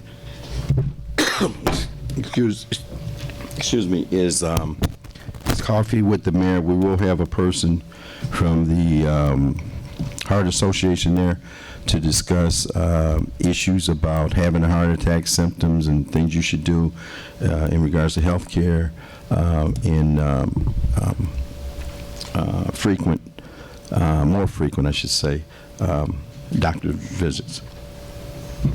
If some of you have noticed that next to Taco Bell, we have made an agreement with and have sold that piece of property. There's an acre in size to a developer who has secured the lease of O'Reilly's Auto Parts. 2 weeks ago, they put the foundation in, and it's expected to be up and open in the next 90 days, right next to Taco Bell. We have another new business that is going to be incorporated in Circle K. It's a Mexican restaurant right where Checkers is on Sibley Boulevard. They should be open within the next month. Also, the old CVS store, we have a commitment from Gen Care. It's a geriatrics, am I saying that right? Geriatrics, there we go. Geriatrics healthcare facility that's going to be opening on the corner of Sibley and Chicago Avenue. I'm sorry, King Drive. We have a commitment from them. They were going to do it last year. Some things didn't work out for them, but we expect them to be open by midsummer. Last couple of weeks, I had conversation with the landowner next to Food for Less, and we had discussion about bringing in a combination 4,000 square foot facility, new construction. 2,000 feet of it would be for Starbucks. The other 2,000 will be for Chase Bank. We have a pretty good commitment from both of those companies to bring that to the village of Dolton before this year's end. There's still some other things that needs to be worked out, some finalities that need to be worked out, but I'm optimistic that we can get that done. Also, we have an interested party in putting a $3 car wash next to Food for Less. Some of the particulars are going to have to be worked out on that. He's looking for an operator. The financial wherewithal is in place. So if he can find an operator to run the car wash, hopefully we can get that done and built this year also. That's about it. We have executive session. You want to do citizens address before Yes, executive session? first. Okay. If anyone would like to address this body, they can come to the board. We'd like for you to keep it down to 15 minutes. Seriously? I'm sorry, 3 minutes. I'm like, come on. Oh, wow. We'd be here till tomorrow. We've been waiting all night. Yeah, yeah. How y'all doing? Good. How do I start this off? Any numbers? I just say whatever I want to say? Okay, you guys talked about the marijuana, nothing about the loose squares. There's no motion on that? No. All right, well, I'll stay out of business then. Okay, everyone, my name is Sadiq, the personal trainer. I've been working directly with Edward Steves and Trustee Steves, as you guys know him, and what we've been doing over at Melanie's Fitness. And he's been downplaying some of the things we've been doing. The weight loss challenge was amazing. The actual first weight loss challenge, you didn't have the numbers, but we had over 72 participants, and we ended up getting over $1,200. So it was a profit for the gym, but the $1,200 that we actually make in that month, it continues because people that sign up for the gym, they love what's going on, that they stay on. And that means that the gym makes money every single month. It took us a long time to get to that. What was it, 22,000 that we got in January? I've been working since September to really, really push those numbers. And when we got to, a round of applause. Yeah, we can go a round of applause. And when we got a hold of the gym, it wasn't a whole lot to work with. The first time we went in the gym, I think that was the first time Edward Steves had been in the gym. So, you're going to put a Trustee House out there. That was your first time going to the gym, too. But but we've been doing some amazing things. We did, in January, we actually did a class that brought out over 150 people in the snow. And we got video footage of that, and I think you put it up on the Melanie Fitness page. That was amazing. We did an aqua aerobics class that had about 55 people in the pool, a lot of seniors. Yeah, came out, worked out in the water. We've been doing some amazing things. And even in the challenge, yeah, you have people that win the challenge and lose the weight, but we had people that didn't win the challenge that lost weight. So we're talking about heart health, we're talking about women's health, and we know that by zip code is how we attacked. So when you talk about heart disease, when you talk about breast cancer, when you talk about diabetes, it travels through zip codes, not race, not gender. And we know in our zip code that, and we heard that the mayor was talking about it, next to the Taco Bell, next to the Checkers. When you get directions in Dolton, you got to go past the McDonald's, not that McDonald's, the other one. We got to get directions by fast food restaurants. Am I lying? So that's why a lot of us are sick. So that's why we need something like Melanie Fitness. We need someone like Trustee Steves. We need someone even like Trustee Henya, because I'm going to be honest, you've been doing great things for my heart. I was sitting in the back. My heart was racing, so I got my cardio for the day. But we need these type of people to keep Dolton alive, to keep us moving.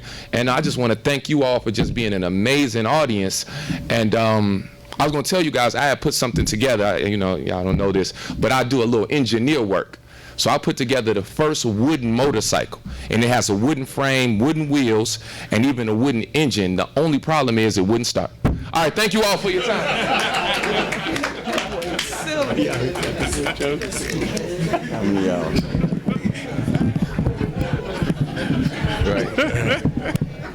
Good evening, residents, administration, mayor, trustees. Question, do we receive anything from the county census program? So I didn't apply for the county, I applied for Metropolitan Mayor. Oh, that's right, yeah. And also SSMA. I didn't want to apply through the county after I read over the paperwork because we have to give detailed accounting. We had to do all of this stuff that I cannot do by myself, and we just didn't have the people in order to do that. So SSMMA, they're going to be giving us computers. They were allotted a certain amount of money for all of the municipalities, including Dolton, because we participated in that. Also, Metropolitan Mayor's Caucus, I applied for the second round, so I should be hearing from them any day now. Excellent. And we're going to be doing also, so you know, some of that money is to be paid for. We're going to set up computers here. We have people that are coming for the census that are going to be training people the 24th, 25th, 26th, and 27th downstairs from 9 to 5 p.m. We're also going to set up computers over at Melanie Fitness, and we also have people that are going to be going out canvassing and spreading the word about the census. Okay? Excellent. Thank you, because as we should know, April 1st is Census Day, calling it Census Day, in which the Census Department will send out the questionnaires. Then around mid-May, those that did not respond to the questionnaire, they will become knocking on your doors. So what's excellent, the new component that they are adding is with the electronic version. So I know a lot of elected officials' offices and government offices are starting to have computers in their offices for individuals to come out and fill that census data out. So I implore you, so I'm happy, so when that, will like be an advertisement or a flyer come out? Oh, yeah, we're going to put it out. And also, there's a little tidbit. Hold on, get your mic. Your mic. There's a little tidbit now about the census, just reminding people. And I also talked with Giovanni this morning. We had a meeting, an extensive meeting about the census and information that we're going to start putting in the water bills, just a little flyer information that gives you more in-depth explanation as to why everyone has to participate. Excellent, thank you, because I emphasize this often. I'm going to continue to. $1,400 per person that could be lost. 15. Or 50. A lot of money that we cannot afford to lose. I mean, the implications of our lack of population in the state of Illinois is grand. If you haven't heard, it's a possibility that we might lose a seat in Congress, and they've already said we might lose another seat in 10 more years. That other seat might be our seat here in the Southland.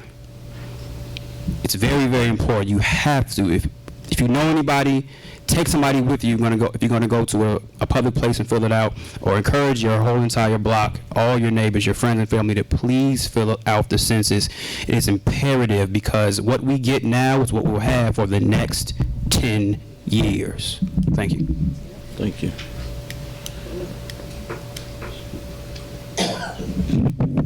Good evening, everyone.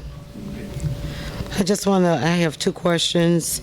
I wanted to know, I don't know if you had stated it or not, how much money did the village receive for the land for O'Reilly's Auto Park? Over $60,000. Over $60,000. And also, Actually, the actual purchase price was 120 something, I think it was. 100 and, Split with the land. yeah, and we split the difference of the sale. for the two. Okay, my other question is, I think it is a great idea that the Park District want to come in and revitalize that area. Also, I wanted to ask that Attorney Murphy, did the Park District ever settle that $300,000 debt that they had for Needles Park? No. And where does that lie? The debt goes back so far.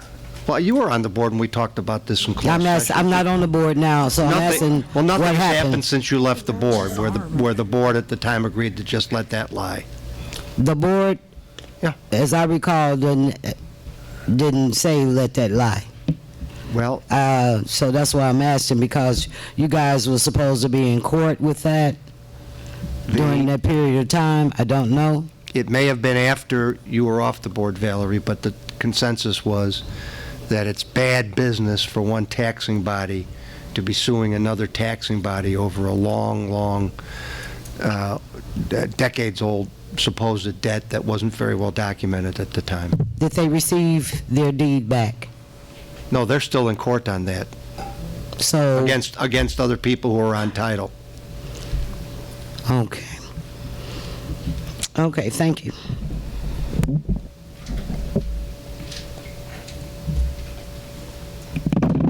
Good afternoon. My name is Elizabeth Dukes, and I've lived in Dolton for 32 years. I live 14539 Woodlawn Avenue. My concern was the garbage pickup, the time. My husband is 84, and I'm not going to say how old I am, but too old to come out late, especially in the winter months, because this is not something that's going to change. For the summer, 3 o'clock is fine.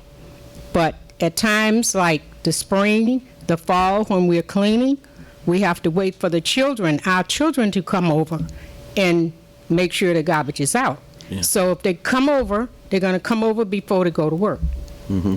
So, One of the things, Ms. Dukes, that when we talked about this at committee with the whole, was the fact that we had been notified by some seniors and said, could we change the time rather, because it was 7 o'clock, and of course, like it now in the fall and the winter time, it is kind of dark to try to put it out. So that's why we kind of moved it up to 3 o'clock.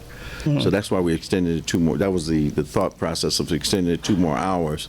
So it would reduce the amount of tickets that were issued. Our inspectors have been issuing tickets for the trash cans not being out or being out too long and things like that. So we wanted to accommodate the residents a little bit more in regards to putting it out and in regards to taking it in. So that was the thought process. Putting it out is 3 o'clock is the earliest, and what's the latest to take it in? 7 o'clock. The next day. The day of? The pickup day. Okay. Yes. Thank you. You're welcome. You said Dukes, Mrs. Dukes? Yes. Okay. Good evening. Good evening. How you doing? So my name is Jacqueline Smith. I'm a resident of Dolton. First of all, I'd like to thank you, Mayor, for picking me up into the hotel. I know Trustee Steve had mentioned about recovering the money back from, so I was wondering, did you all recover the money back from Trustee Henyard? We did not.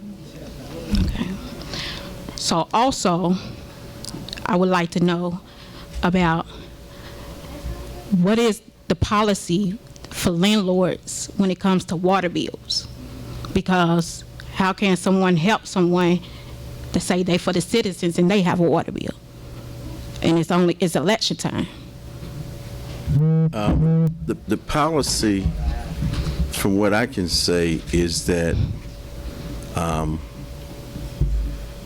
correct me, Madam Clerk, who's ever on the water bill and or whatever, actually I would think is stated in the lease in regards to responsibility is who in fact would be responsible for the bill. John? I think that's right. Okay, so and I would think depending on the agreement between the tenant and the landlord at the time of the lease, should suffice or should sustain who's liable for the water bill. Okay, so I see that there was fees. When did the fees for the effect for the license and the inspection fees? When did that take in effect? Well, there's always been fees for inspections. An inspection fee. So it's always been in effect? It's always been a fee for an inspection. Okay. So my other one, my last is, because I'm the tenant Yes. from the molded house, I would like to thank you too, Elizabeth, for helping me in the time of need and the crisis. My other one is, how can y'all have a trustee on the board to say they for the citizens and they're not for the citizens? Well, trustees, and along with myself, are elected. Once they're elected, it's another process to try to get them impeached or off the board. So it's a process to get them impeached off the board, Yes. even with criminal activities? Well, yes. If somebody's convicted of criminal activity, they automatically forfeit their seat. But absent criminal activity, the only way, it's up to the people at the next election to vote yes or no.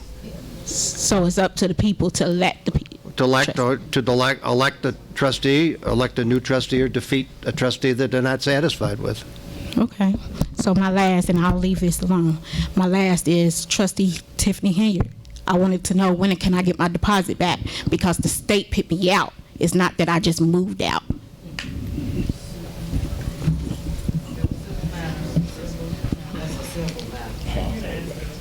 That's public. I mean, can I get an answer? I can't answer it. Unfortunately, it's a civil matter. And it looks like Trustee Henry does not want to answer it at this point. Okay. So are y'all going to recover the money back from the hotel? Because it hasn't been recovered yet. So Right. what is Well, the village doing about that? You know, we haven't pursued her for the money. Upon advice from attorneys, under the condition you were living in that house, we felt it'd be compassionate to get you, as a health issue. And I thank you. To get you out of the house along with your children. I talked with to the motel owners there. I talked to the motel owners there. I think they gave us 2 weeks. How long were you there? A month? Well, you all, no, I was longer than a month, but you all paid for 2 weeks because I didn't get out of the hotel until the 1st of January. Yeah, we paid for 2 weeks, and then there was somebody else. The organization. Yeah. We're past the 3-minute mark now. Yeah, we paid for 2 weeks. There's an organization that volunteered to pay for another 2 there. But I just you haven't seen anything. Payout for she, it was actually she and he. He's going to get everything straightened out. Okay. And so I just want to thank him for the motivation of my goal was 50 pounds. I lost 30 pounds for the weight loss challenge. Wow. Thanks a lot. I've been a member of Melanie's Fitness Center since 2003. Okay. And this is the first time you all had this type of event, which was great. We fed off each other the first time in November. I lost the first time, which was motivation for me to come back the second time. Yeah. But we all at the gym fed off each other, and it was a great experience. So I just want to say good job with that. Just some positive feedback. Right. The weight loss challenge was beneficial to me, not only because I wanted the money, but it helped me to get to my goal. my goal weight. So halfway there. Yeah, So it's important that we put some creative things in place and be a little bit more innovative and market what we have to our advantage, so we can help not only help the residents, but hopefully would allow the facility to be self-sustaining. So, you know, I applaud Trustee Steve's efforts to try to make sure that we get something going at Melanie Fitness Center to in fact, hopefully we can make it self-sustaining. Even if we don't make any money, if it doesn't cost us any money, it'll be great. We talked briefly about how much time, and Trustee House brought it up tonight, how much time do we give the Melanie Fitness Centers to try to recover and turn around? We know it's a great benefit for our residents, and we just got to work hard to make sure that we can make it self-sustaining so we can still have it here for our residents. Okay. Thank you All right, for thank your you. participation. Yes, sir. Hey, hello, how you doing? I'm here on behalf of Melody Fitness Center. My name is Anthony McCauley. I had a high blood pressure problem. I'm no longer on high blood pressure pills. I lost 87 pounds in a year. Wow, okay. I think the center is great. It has a lot to offer. If we can put more time, as y'all do, doing what y'all doing, influence the kids to come to the gym instead of doing what they're doing, Melanie will succeed. Thank you for your comments. Thank you. Yeah. Good evening, trustees, mayor, residents. My first question would be regarding the the garbage collection, mayor and trustees. How much money, do we know how much money we collect from the refuge pickup from the water bills? Do we have an accurate count of that, Trustee House? I don't have that per se. Okay. We've got it segregated in regards to the water contributions from the water revenues contributions from the billing, and then the waste. Now, you know, a lot of times when people talk about, oh, my water bill so and so,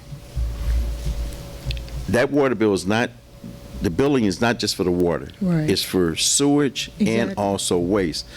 The percentage of the amount of the water bill is how much? 20%, Janice? What's the percent? It's 20% of the water usage, the waste? Okay, and then what about, is the sewer fixed? Yes. That's fixed costs? Okay. What is that?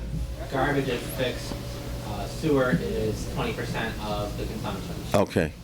Right, It's so I just was the other just way- asking, right, I was just wanting to know if we had an accurate account of what we collect on the garbage portion of that bill that we all receive. Now that we should.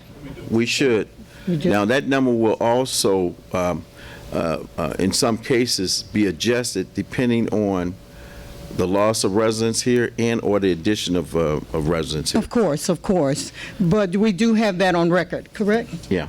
All right. Is it possible, do I have to FOIA that? Please. All right, thank you. And then my next question would be, Mayor, I just wanted to get a clarification, and the trustees. I believe at the January's meeting, we talked about how many lights ComEd was replacing. Yes. And was there a reference made to those lights being a yellow, giving off a yellow glare or whatever? Right now, we have, and the majority of our town has been transitioned already with ComEd lights. The old lights that were in the village, and there's still some remaining, are the sodium, the high-pressure sodium lights, which is like the orange Yes. light. And now ComEd, which are all the wooden poles, are replacing those lights with LED lighting. Which is a brighter light? Not necessarily. Those lights are at different wattages. Yes. It depends on what they put up. And of course, they have not put up the total brightest LED. When we go for the conversion here on our poles, this metal poles, we like to get a higher wattage LED light, which would help with more visibility at night. Of course. So, my estimation of the low-level LED lights are much dimmer than the high sodium lights that they are exchanging right now. Right, that was my concern, because on a lot of our blocks, there's only 2 lights. Right. From the corner, one corner to the next corner, and that's very dark. And when there was said that they would replace them with the orange or yellowish, to me it looks orange, yellow, whatever. No. It's low. The LED light is a white light. So the LED is a white light. It's a white light. It's brighter. The high pressure, no, not necessarily. It depends on the wattage. I understand. Now, what we have done, ComEd has replaced some of those lights with lower wattage LED lights, but we have asked them, especially in certain areas where we've documented there have been criminal activity, to put higher wattage lights in there. And in some cases they have, and in some cases they're still replacing them with the regular LED lights. So is there a way that we can ask for those wattages to be asked. in more areas? We've asked. What can we do? Because it's really dark. We've asked, and in some places they have replaced the low-level LED fixtures with the higher-level LED fixtures. Now, you have to remember, part of the reasoning for them to replace these lights is the cost is to reduce the cost of the village of all the lighting throughout the city. Right. The village has to pay their electric bill just like a normal resident. So, right. with how many ComEd fixtures we got, Matt? Do you know? Close to 1,000. We have over 1,000 of our own lighting fixtures that we are going to go with a little bit higher wattage. Okay. So the police can see better, so the residents can see better. So, but we will eventually have to pay for that in usage. Okay. And my final question is that to Trustee House, I'm sorry I missed the finance meeting. Do we have copies other than going online? Do we have hard copies here tonight from the finance meeting? I do not have a hard copy, and we missed you as well at the finance meeting. I don't have a hard copy, but I can print one up for you. Thank you. I just think I keep getting up here mentioning that. It would be feasible if we would have hard copies for us when we come into the meeting. Thank you. No, Chief, you don't have to tell me.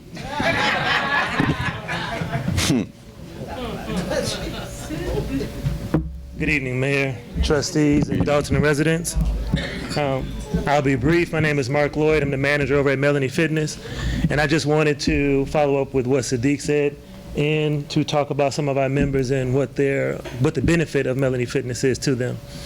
I see Melanie Fitness really as a center that could be an asset to the community of Dolton at large. Of course, it's a health and wellness center, but we also have the energy and spirit of community at the center. And we're also working on a lot of new exciting things. You kind of mentioned, Mayor, that we have to work on programming, and we have programming literally that we're putting into place that we started in January. We'll be rolling out some programming dealing with our children, tutoring, and kind of just bringing in a new energy and spirit to make sure that it's inclusive to all of the residents. And we have replaced some of the equipment over there. Absolutely. Because there was a lot of broken equipment there, and that also, by replacing that equipment, we leasing it or did we buy it?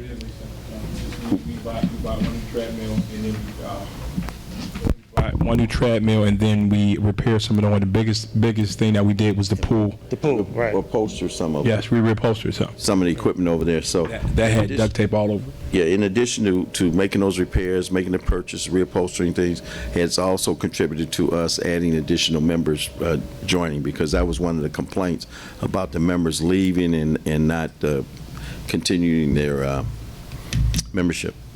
Yes.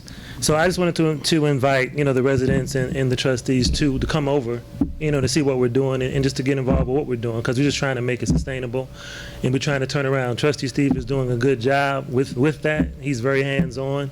And I know he's very sincere about trying to turn the place around. Mm-hmm. So, we're there in that effort, and I'm just wanted to invite the residents out to see what we're doing. And part of it's getting good management, and we've had our challenges in regards to getting management, and sometimes it works, sometimes it doesn't. But Ed's continue. Say, hey man, I got to make this move. I got to do this. Go ahead.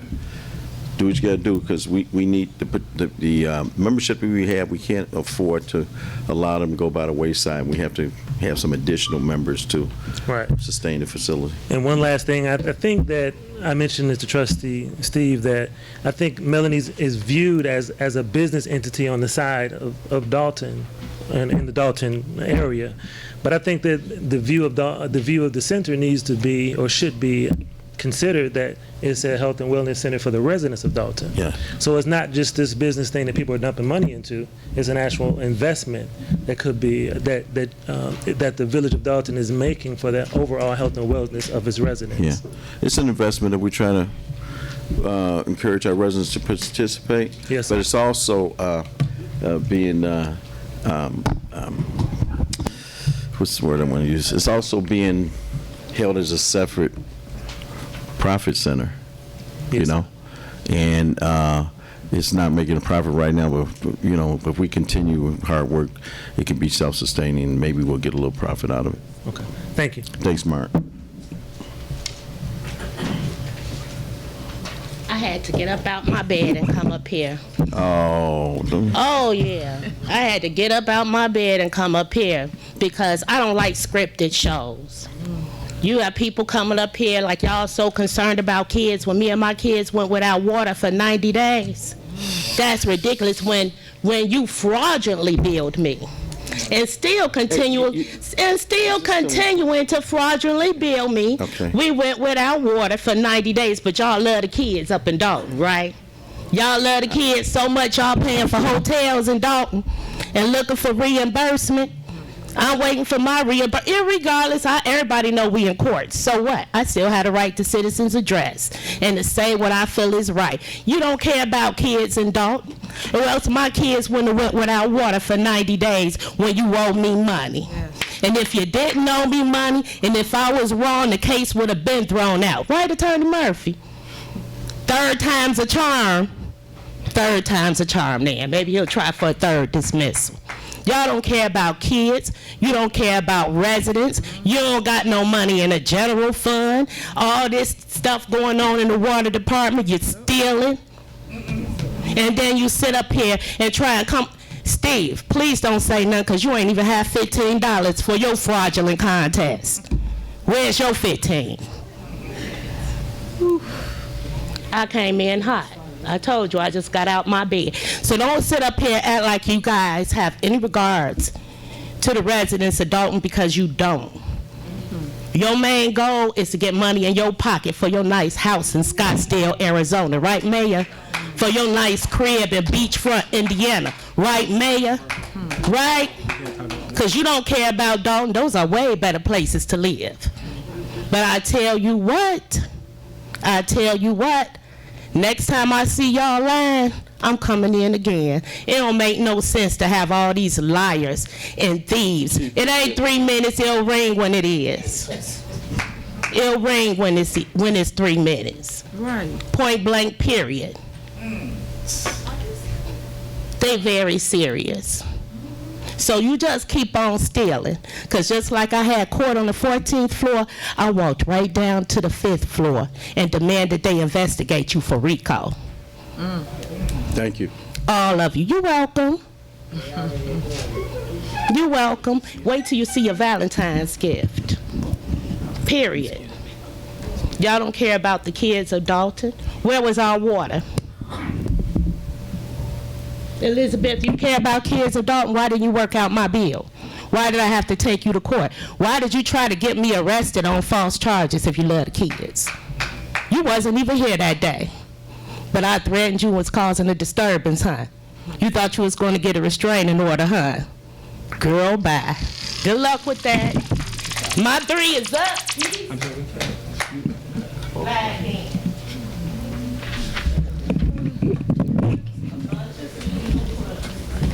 Good evening again. I just wanted to make a comment. The reason that I asked for the trustees to weigh in on their votes is because a lot of times all trustees are not in attendance at the meeting of the whole. So we never get an opportunity to hear why you're voting the way you're voting. Trustees don't attend the committee meetings, so therefore we can't get a weigh-in on the reason you vote the way you vote. So before you vote, it would be nice if we can understand why you vote the way you vote. So with that said, I think that the Melanie Fitness thing, I don't think anyone doesn't want the facility here. My biggest argument was the fact that the residents are being asked to pay.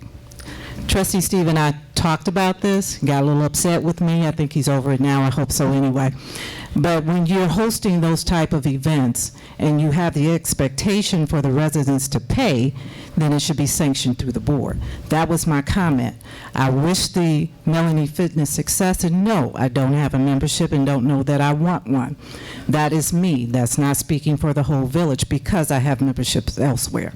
That's my take on that. Also, I wanted to know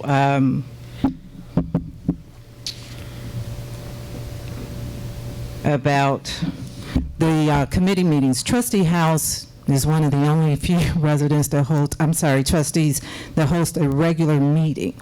We have Public Works, and I know Trustee Steve is coming up with a meeting. We have Housing, which we've had 2. We have Fire Safety, the police and fire. I don't know that I've been to one.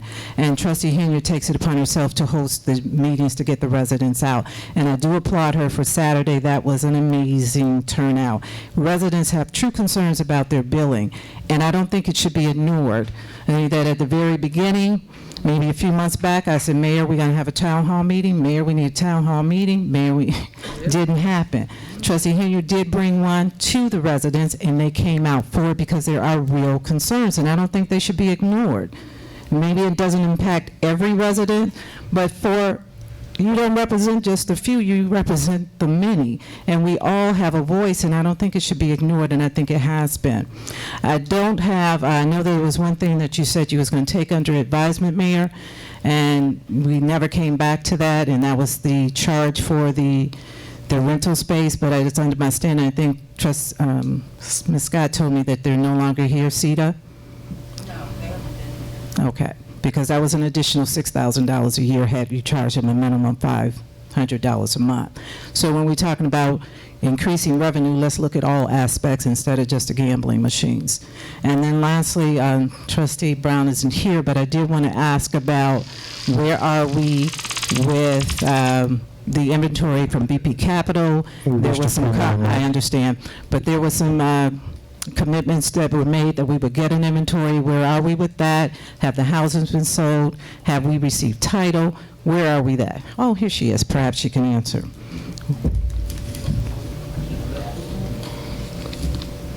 I want to just say this. If you have spoken once at citizens' address, we can't continue to let you come back up again. Otherwise, we're going to be here all night. So it's only fair to let the other You had a people. citizen address in the beginning and the after, so I can't speak before and after? No, I'm sorry. Did you speak at this citizens' address? This one? Or the Just, earlier this is one? my first time. I'm sorry. I'm sorry. No, I'm not trying to cause confusion. I think that a lot of times people get their feelings on their shoulders.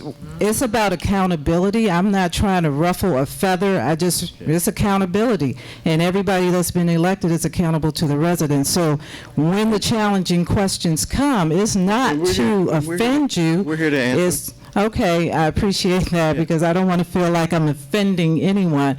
It's accountability. So the question I had on the floor before my time ran out was about housing, and do we have an inventory of houses yet? Where are we in that? And also the welcome package hasn't been published. So can you give us an idea of where we are and if we have title to those properties that people have? We are still in litigation as far as those properties go. But we have any Don't have idea? anything, and I got that from Attorney Murphy. So nothing on those properties. We have absolutely nothing to tell the residents So about he's in where we are? litigation, so you can ask him. And number I can tell you two, generally, ma'am, that we've That would taken the help. position that any property that was in flux from the date that the board terminated the contract belongs Okay. to us. Oh. Needless to say, they don't agree with us, and we're in court on that. So Ah. I can't give you a property-by-property account because there's bundles that we're fighting over. Do we know approximately what we're looking at in terms of I think inventory? BP's got somewhere in the neighborhood of 12 to 15 we're fighting over at this point. And then they've already gotten their 32 that was promised. Was it 32? Well, that's no, promised? they had a lot more than 32 before the board terminated the contract that they turned over to real estate investors or speculators, whatever you want to call them. So we're in court to get those titles back to No, we're Dolton. not in court to get those titles back. Those. Not those, the ones that happened after. Yes, the ones that were not, where title hasn't passed because, you know, everybody has their view on the BP deal, but the deals that were consummated before the termination, there's nothing we can do about those. Okay. Some of those houses were transferred to investors and They potential were relatives of the group, right? potential owners before the title process even went through. So those are the ones we're challenging to try to get back, even though some of those have been rehabbed and remodeled by investors, but our view is that they weren't entitled to them. Okay. That's why we're challenging. When's our next housing meeting? I don't have a date yet. I'll get back to you with the date. But as far as the welcome packet, we were waiting on the vote tonight for the garbage pickup, the new ordinance for that. So that's the reason why we don't have it ready. But everything is ready to be print. Now we have the vote, then we can get that taken care of. So that's going to be available to any resident, not just for new residents. It'll be a residence package, so we'll all know what the expectations are. Yep, and things like that. exactly. Great. Thank you.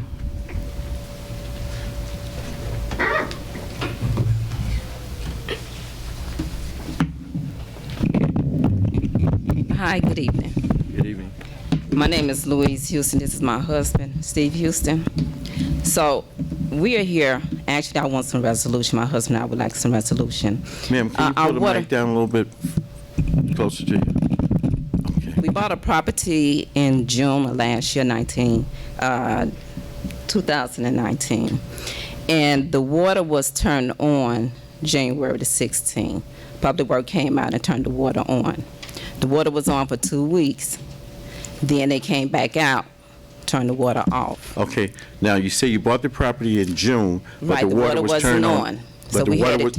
we had it turned on in 2020, January the 16th. Okay, that's what I want to clarify. Okay. Public Works came back out, turned the water off. Mm-hmm. 2 weeks after that, which was January the 29th. Okay. They called us that Thursday, on the Yeah, it was that Thursday, and told us they had to turn the water off because there was a busted line. So I know we only have 3 minutes, so we're not going to have a lot of time to go through this. Okay. I do have, so I'm just going to go over the timeline, but I would like to give you a copy. The main point was for us to get a meeting with you, the mayor. So we have went through all the channels. We went through public work. We made an appointment with Ms. London. We talked to Morgan. I met with Elizabeth Scott. That meeting didn't go too well. When I met with Elizabeth Scott, I think she had about 7 people to come in. So that meeting became hostile. So I didn't like the way that turned out. She asked me something about citation for $1,500. I told her we did not receive a citation for that. She told me something about a plumber. Then she called in Inspector Brian Thigpen. Okay. She called in Sandra, Ms. Johnson, Sam. Your name's Sam, right? Matt. Okay, Matt. I shared with her. I spoke to Mike, which is the former. We didn't speak with Matt because he wasn't there. So we was asking for statements. When they came out, what did they do? What happened? We asked for information in writing. We couldn't get that. So I don't know. It seemed like she got upset. So when she got upset, when I said it became hostile, for her to result to say to me, you come in my office and you acting dumb like you don't know what's going on. I didn't Absolutely appreciate that. did I not say that, ma'am. I would never say that to a resident. And I also have witnesses. That is not I have true. the floor, not you. Hold on. You do? Okay. That is not true. When you have 7 individuals in an office, one person, how do I supposed to respond? So all these things was going on. So the meeting ended with her saying, well, you're going to get 3 citations. You come to my office acting dumb. And then I think it was her secretary in there. She was just looking at her as though she was rolling her eyes at me. So that's when we tried to meet with Miss London. My husband met with Miss Jackson. We haven't heard from them yet. We called Morgan. We haven't heard from her yet, trying to get an appointment with the mayor. So we have went through all these channels. Here's the outline, if I can give this to you. Okay. Mayor, may I speak, please? Hold on a minute. So those are the steps that we took. When they were sharing with us about a plumber, we asked them, well, who's the plumber you're talking about? Give us the name and number, because they definitely had our number when we called up here. They was able to tell me my husband's telephone number, but they couldn't give us any information. And I couldn't understand why Brian Thigpen would call, because I don't understand what he has to do with public works. So how's he going to resolve a situation for them? So again, we would like an appointment with you, Mayor, so we can go through this process. All right, well, because as of yet, we still don't have water. Well, certainly, you can get an appointment with me. Well, we have tried to get an appointment. Ms. Morgan, she hasn't called us back yet. We both can't talk at the same time now, so I'm saying certainly you can get an appointment with me, okay? We'll make sure that happens. Okay. Secondly, there's 2 sides to a story. Yes. Now, you've given me your side. I haven't read it yet, but I want to also hear the side of our employees, and to get this whole matter resolved. Now, absolutely. If you were issued tickets, I'm not sure. We have 2 methods of the way we issue tickets. In person, and it depends on the violation, and we also mail tickets to the resident or the homeowner or whatever. So the only ticket that I know of right now that's $1,500, and that may be more, is straight piping water, where an individual, not saying it's you, or a representative of that individual, takes the meter out and they straight pipe it, where they have access to water to do whatever they want to do.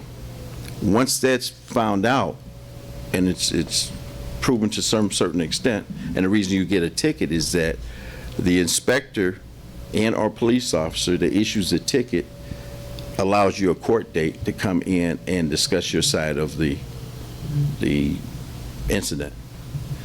I'm not sure of any other tickets that's $1,500. Now, one of the questions would be, if you bought the house, and this happens a lot, we don't catch everybody. One of the questions is, you purchased a house in June. It's kind of difficult to believe that between June and January, and especially if you did some rehab, whether it's drywall and stuff like that, where you would have to use water, it's pretty difficult to believe that there was no water usage between June and January. So whoever issued the ticket, you said Brian Thinpen, and he's done that on several occasions, many occasions where we've found people in violation, made the determination at that time that possibly there was some usage of water, and the purchaser of the resident did not buy a meter. So I'd like to hear your side. I'd like to hear my employee's side, and we come to some type of conclusion on this. You finished? I am. Okay, I also want to add, after we had the meeting with after I had the meeting with Elizabeth Scott, that was a Thursday, so that Saturday, some individual kids, it was 3 of them, came out and vandalized the property by knocking down stones. Now, we do have them on video. Okay. It was, I think they was around 12 and 13. Yeah. And it was 20. One was about 21, ordering them to knock that down. And that's real strange that happened after I had that meeting. Well, That's real strange. let me say this, and not in just her defense. If you got them on video, did you call the police to make a report? I did. I made a police report. Okay. And that's when we received the citation that same Saturday in the mail. Okay. So- Well, before the incident of vandalism happened, and you got the citation in the mail, that citation was issued prior to that incident happening. So I would not contribute. That was Thursday when I was meeting with her. Okay, I would not contribute that incident of vandalism with the ticket being issued, because it takes time. They come here, they write it out. It's not necessarily mailed that day. It could be mailed the following day, but there would be some time in between the issuance of the ticket and the incident that occurred. So I wouldn't contribute that ticket to the violation to the vandalism. Sir, I issue. spoke to Brian. This was January the 29th, the 30th. Yes. January the 30th when I spoke to him. Okay. This is when he said that if someone messed with the B box, they are fined for that. Okay. That's what he said. He told this individual. He never said he issued a ticket. That was January the 30th. Okay. When I met with Elizabeth Scott, she ordered him to give me a citation. Okay. That was February the 6th. We received that ticket on February the 8th. That damage was done to that property February the 8th. This is not a coincidence. I doubt if someone Mayor, sent can I you. please have Wes come up? He's here about the situation. Okay. Elizabeth, we can't litigate this here. I know, and I'm going by counsel. So I'd like to read this. Okay. I'd like to have a meeting with you. Thank you. I'd like to have a meeting with our employees, our inspectors. Okay. And get some resolution to this. Thank you. Okay. All right. Well, let me just ask you one question. In between the time you purchased a house in June and what did you say happened in January? In January when they came out to turn the water on? Okay, yeah. That was January the 16th. Okay, so what type of condition was the house in when you purchased it? When we purchased the house, the basin was flooded with water. Okay. All right. So the water was still running. So, I'm sorry. It was running slow. The water Okay. was supposed to be Yeah. turned off So- to Mike. So some point between June and January, you got the water out of the basement? Yes. Okay. Was any additional rehab done to the house? What do you mean? Yes. We had started rehab, yes. Yeah. Like what? We had a young man, because we got him off the list up here. Yeah. All phase plumbing and electrical. So they had started on doing plumbing and electrical work. Okay, what about, I know there probably has to be some mold in there with all the water and the moisture. Yeah. So that probably was removed or sometime between June and January, We was right? working on all of that. Yeah. Any drywall replaced? Yes, A lot of stuff we had to take out the basement, a lot of drywall. Okay, thank you. We'll get an appointment set up with you this week. Okay? Thank you. Thanks.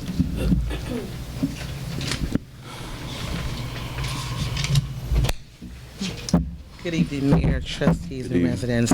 I want to tell you about Melody Fitness Center. We have a lot of people there, had hip replacements, knee surgeries, has heart attacks and strokes. Their life is shattered. Some of them walk in there on a walking cane, hoping they can get their life back together. Our trainers are certified. They work with these people, okay? It's a nightmare to wake up one day and you can't use your arm. You're paralyzed. This is what we do for them. We help them get their life back, okay? It can be done. It might not get back 100%, but it can. I ask everyone here, we give you a one-day trial. Before you condemn it, come and see. You know, you can't say, take it away, and you haven't been there. Come and see first, then voice your opinion. Because what happened to those people, you know where you've been, you know where you're at, but you don't know what can happen to you the next second.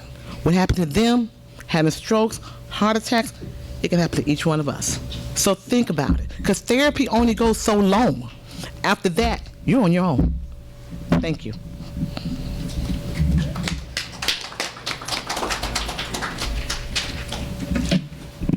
Hello. I'm here on behalf of Melanie. I am a resident, and what she's saying is true. I have both my knees done, and like she said, your insurance only pays so much. Then you're gonna have to figure out how you're gonna get your rehab. So right now, I'm doing physical therapy twice a day, and 3 days I go to Melody. I go in the gym and I take the aquasize. So this is what we need. And then I also have brought 2 other people in to join Melanie. So it's I mean, what do we have here?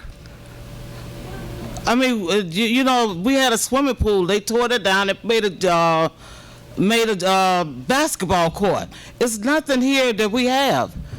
So I think it needs to be here for the community, and I hope that you all can work it out, because the aquasize class, it's a family. We're like family. That aquasize class, it's all ages, it's seniors. Like she said, people come in their strokes, and it's needed. So I don't know what you need to do to fix it, but it needs to be fixed and worked out, and it's something that don't need to go away.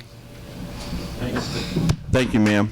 We're trying to do that, and it's also, you know, if we can ask some of the members to call some of your friends and see if you can have them join the membership, that would help, you know, bring somebody with you. So I'd like to get a motion to adjourn. I'm sorry, yeah.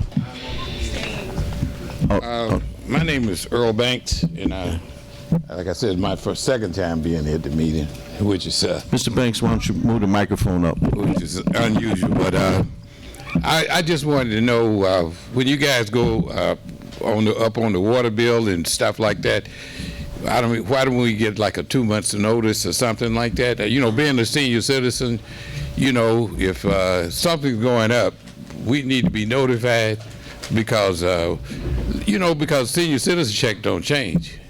You know, what you've been getting is what you're gonna get. So, but when you go up on the water bill or whatever you go up on, we should get a notice before, at least a couple of months ahead, so people would know that you're going up. I mean, that's communication, what I'm talking about. Janice. And we didn't receive nothing, and you say you got a communication person. I mean, I didn't even know we was paying for a health center or whatever what he talking about. I didn't even know we had one where you could, you know, go and do that.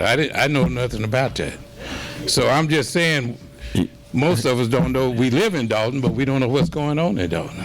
Yeah. Well, one of the reasons that we have coffee with the mayor to inform the residents about different things. Also, these board meetings, we have them twice a month, and they were happening. How long you been here? Well, actually, I've been here about 5 or 6 years now. Yeah. But the only thing I'm saying is, look like something should be put in the mail where if you're going up on something. Yeah. If they go up on my television, I need to know that before they go up on it. That's all I'm saying. Yeah. You know, we didn't get no communication on that. Well, when we had the increase, Janice, was it none? It was. Huh? Yeah, the notifications were printed on the bill.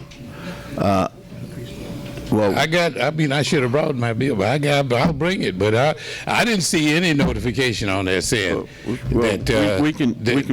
We can substantiate that, if you want to come in and check.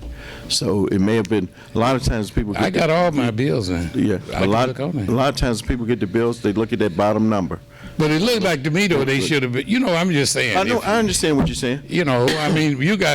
I'm talking for like on my block. We got 4 or 5 senior citizens, and they couldn't make it here at the meeting. Yeah. But they are talking about how did it just go up on it and we didn't get notified for it? Yeah. And I'm like. I couldn't understand that one because to me it's not communication. Yeah. Okay. All right, sir. We'll take that in advisement. Thank you. Mayor, I do believe what they're talking about is when they went up that extra 10 consumptions, Yeah. and they said it was a computer glitch. Yeah. Then they said that Elizabeth, Janice, and Sonia decided to go up 10 consumption. I think maybe that's what he's talking about. Okay. All right. Or has it been a rate change? When was that? All right. Thank you. All right, I'd like to get a motion to adjourn. I'm sorry. No, we're going to be going into closed session. When we come out, we will adjourn. There won't be any more business conducted. So I'd like to get a motion to go into closed session. Ladies and gentlemen, if you could remain seated till I take the roll on the motion. Is there a motion to go into closed session? Motion to go into closed session. Second. Second. Okay, it's a motion and second to go into closed session. Trustee Steve? Aye. Wes? Trustee House? Trustee Brown? Aye. Trustee Holmes? Aye. Trustee Henry? Okay, thank you, ladies and gentlemen, for coming out tonight. We will come out of closed session and adjourn. There will be no more business.